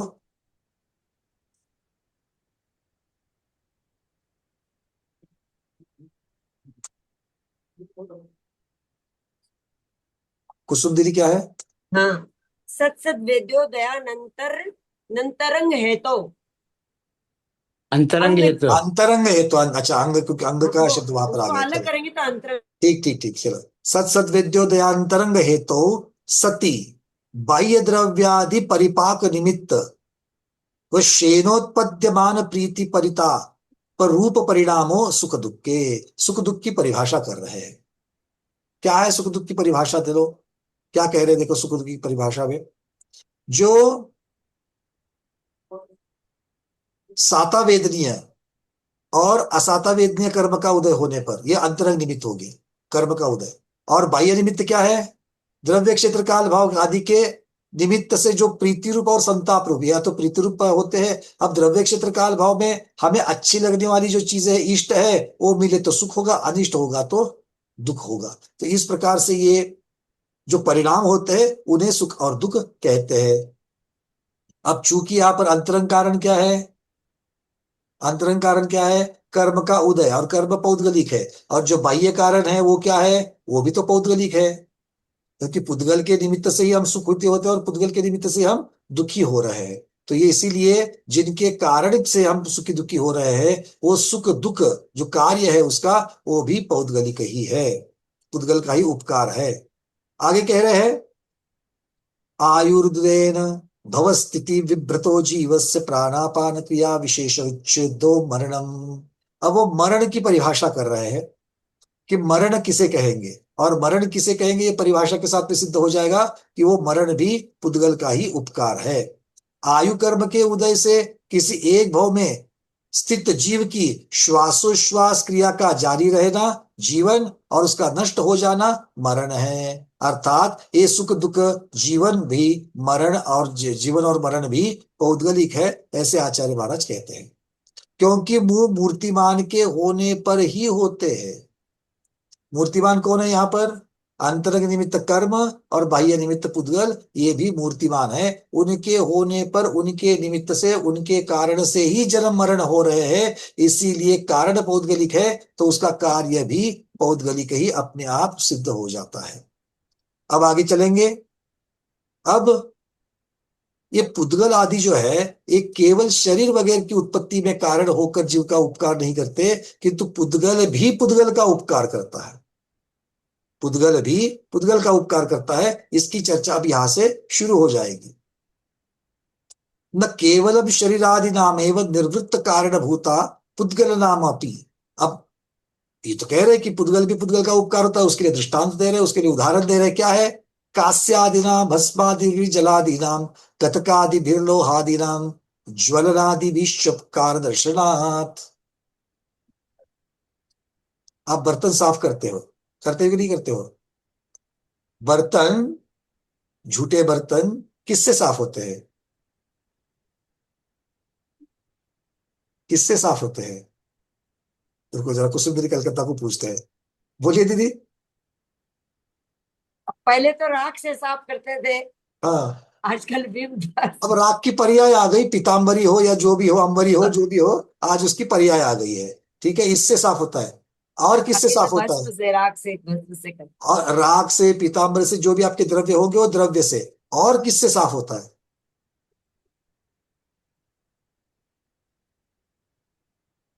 ध्यान से सुनो।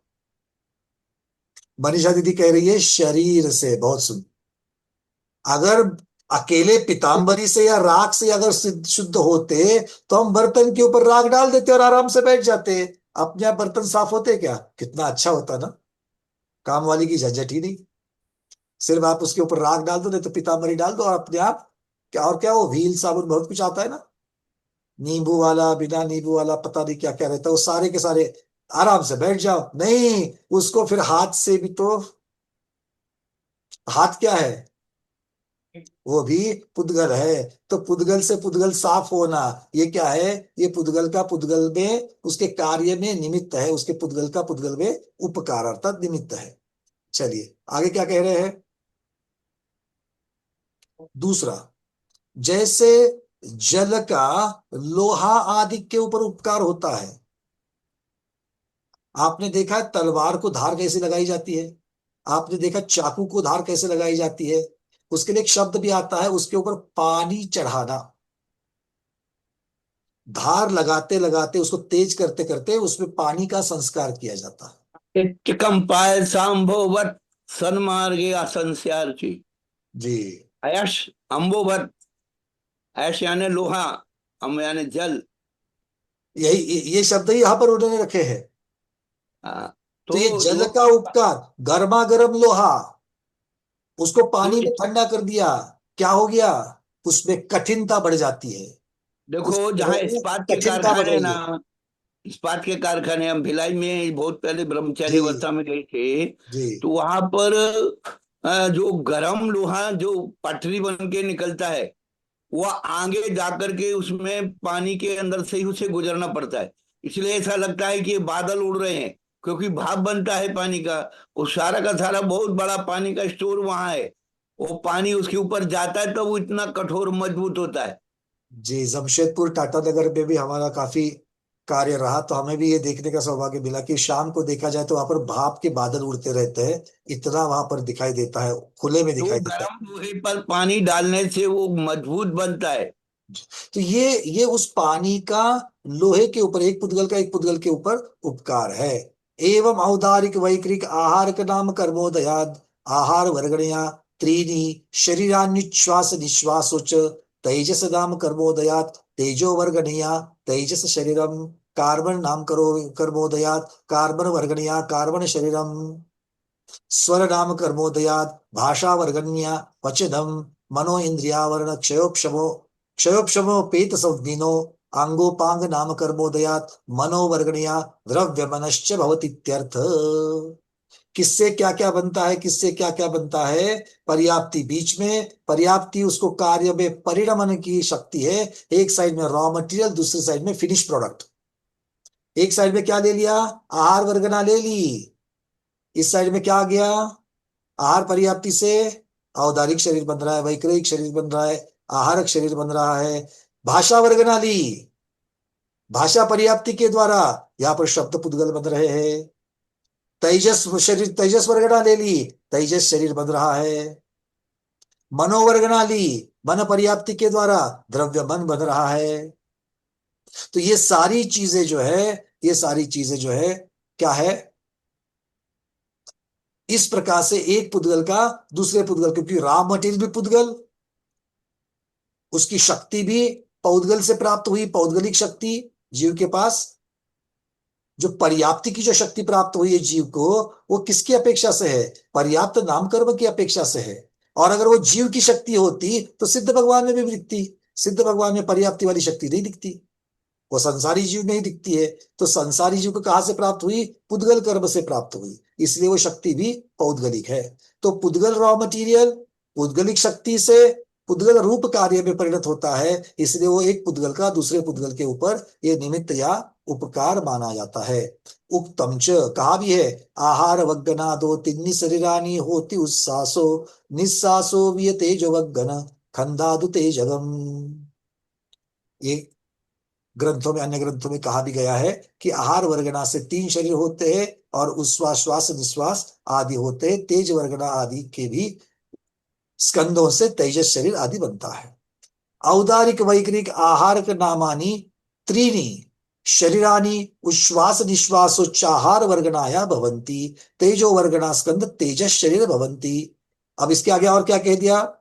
भाषवन वग्गनादो कमेन भाषा मनम च कम्मादो। भाषा मन वर्गना से क्रम से भाषा और मन बन जाता है। अट्टविह कम्मदव्वम होदिति जिने ही निर्दिष्टम। अब कम्मा दो जो कर्म बनते हैं वो 8 प्रकार के कार्बन द्रव्य से बनते हैं, कार्बन वर्गना से बनते हैं। ऐसा किसने कह दिया? अरे रास्ते पर चलने वाले राहगीर ने नहीं कहा, जिनेन्द्र भगवान निर्दिष्टो। जिनेन्द्र भगवान जो केवली है, जो केवली है, केवल ज्ञान संपूर्ण ज्ञानी है, उन्होंने ऐसा बता दिया। भाषा वर्गना स्कंदेश चतुर्विध भाषा भवंती। भाषा वर्गना से 4 प्रकार की भाषा बनती है। कौन सी 4 प्रकार की भाषा बनती है? 4 प्रकार की भाषा बोल रहे हैं। कौन सी? संस्कृत, प्राकृत, मराठी, कन्नड़। गुजराती वाले बंगाली वाले पीछे, आपको नहीं मालूम। 4 प्रकार की भाषा भगवान बोल रहे हैं यहाँ पर। चतुर्विध भाषा। सीमा कोठारी दीदी, कौन सी 4 प्रकार की भाषा बनती है? हित मित प्रिय वचन। हाँ, अक्षर हित मित स्वाभाविक प्रिय वैश्रेष्ठ हित मित प्रिय वाली बनती प्रायोगिक। है। अरे नहीं दीदी, हित मित प्रिय वाली बनती तो सब लोग हित मित प्रिय ही बोलते, कोई गुस्सा करता नहीं, कोई गाली गलौज नहीं करता। 4 अक्षर प्रकार की भाषा। मनीषा दीदी कौन सी बनती है? जैसे भाषात्मक, अभाषात्मक, प्रायोगिक, वैश्विक। इसकी यहाँ पर अपेक्षा नहीं है। और देखो, चर्चा यहाँ पर भाषा शब्द भी लगा दिया है ना, भाषा वर्गना की वजह से भाषा शब्द लगा दिया। यहाँ पर भाषात्मक अभाषात्मक उसकी चर्चा नहीं, यहाँ पर वचन की चर्चा है। अब सबको समझ में आएगा। 4 प्रकार के वचन बनते हैं। यहाँ पर भाषा शब्द का अर्थ वचन लेना है। वचन। अब 4 प्रकार के वचन तो सबके टक टक टक टक टक सबके हाथ ऊपर आ रहे हैं। कौन से? सत्य वचन, असत्य वचन, उभय वचन और अनुभय वचन। ठीक है। अब अनुभय वचन किसे कहते हैं? थोड़ा सा रिवीजन हो जाए। अनुभय वचन किसे कहते हैं? हाथ जल्दी जल्दी ऊपर करो। सुनंदा पाटिल दीदी। हेलो। हाँ बोला। नमस्तू महाराजजी, वंदना भैयाजी. अनुभय वचन म्हणजे जे उभय नाही त्याला अनुभय म्हणायचं. अच्छा, सुनंदा दीदी बता रही है। कनकमाला दीदी कहाँ रहती है? सुनंदा दीदी के बाईस में रहती है। और सुनंदा दीदी कहाँ रहती है? कनकमाला दीदी के बाजू में रहती है। आप अपना ढूंढ लो दोनों के घर। क्यों सुरेंद्र दीदी? तो अनुभव का अर्थ क्या करेगा, अनुभव का स्वरूप कैसे बताओगे आप? चलो और कौन बताएगा? स्नेहा केड़कर दीदी बोलो। माइक प्लस लेना। केवल ही भगवान की वाणी जो ओंकार रूप होती है, अक्षरात्मक होती है ये और तो आपने अनुभव उदाहरण वचन दे है। दिया, ये तो आपने उदाहरण दे दिया, थोड़ा स्वरूप बताओ। स्वरूप स्वरूप बताओ पद्मा सदल की दीदी। अनुभव भाषा जल्दी जल्दी जल्दी जल्दी बोलना, चलो। और जिनका हो चुका अपने अपने माइक बंद कर लो। पद्मा सदल की दीदी अनम्यूट करो जल्दी से। नहीं हो रहा। बिना बिना की दीदी कर लो।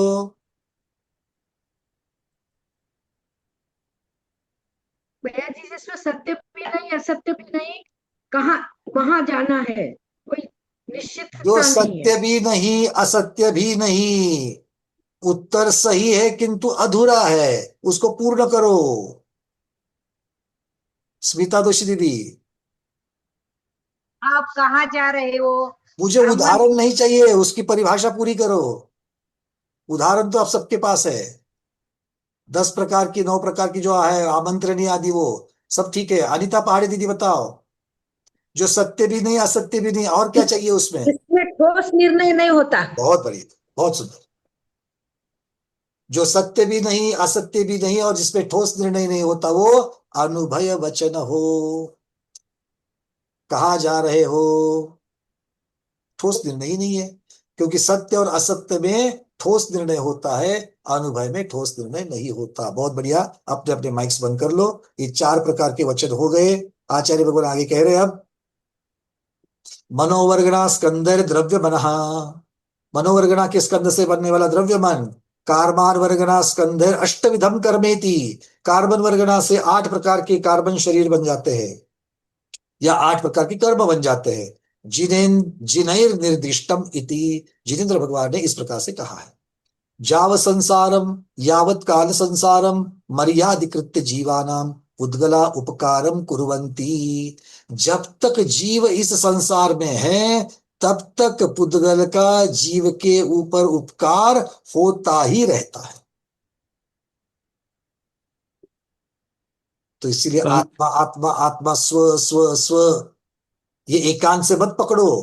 वो पुद्गल जो है ना, उसके जो उपकार, उसके जो निमित्त, उपकार मतलब जो निमित्त हो रहा है। अरे हम और आप शुभ भावों को भी किससे करते हैं? भगवान की जिन प्रतिमा को देखकर, उसके अभिषेक पूजन की निमित्त पाकर के हम लोग अपने भावों को सुधारते हैं। गुरुओं के दर्शन इंद्रिय के द्वारा होते हैं, गुरुओं को दान अपने अंग उपांग के द्वारा करते हैं। तो ये शरीर भी उसमें हमारे भावना की शुद्धि में उपकारी है, हमारे मोक्ष जाने में। बिना वज्र वृषभ नारासनन के मोक्ष मिलेगा क्या? बिना मनुष्य गति मनुष्य आयु के मोक्ष मिलेगा क्या? बिना इस शरीर के तप किए नहीं मिलेगा। पंकज जी, हाँ जयश्री। मुझे एक विषय समझ में नहीं आया। जो आहार वर्गनाओं से जो क्या है, शरीर त्रय की प्राप्ति हो गई, और इसी से श्वासोश्वास भी बता दिया। ये आहार से शरीर त्रय और श्वासोश्वास, ये श्वासोश्वास आहार वर्गना से कैसे निष्पन्न हुआ?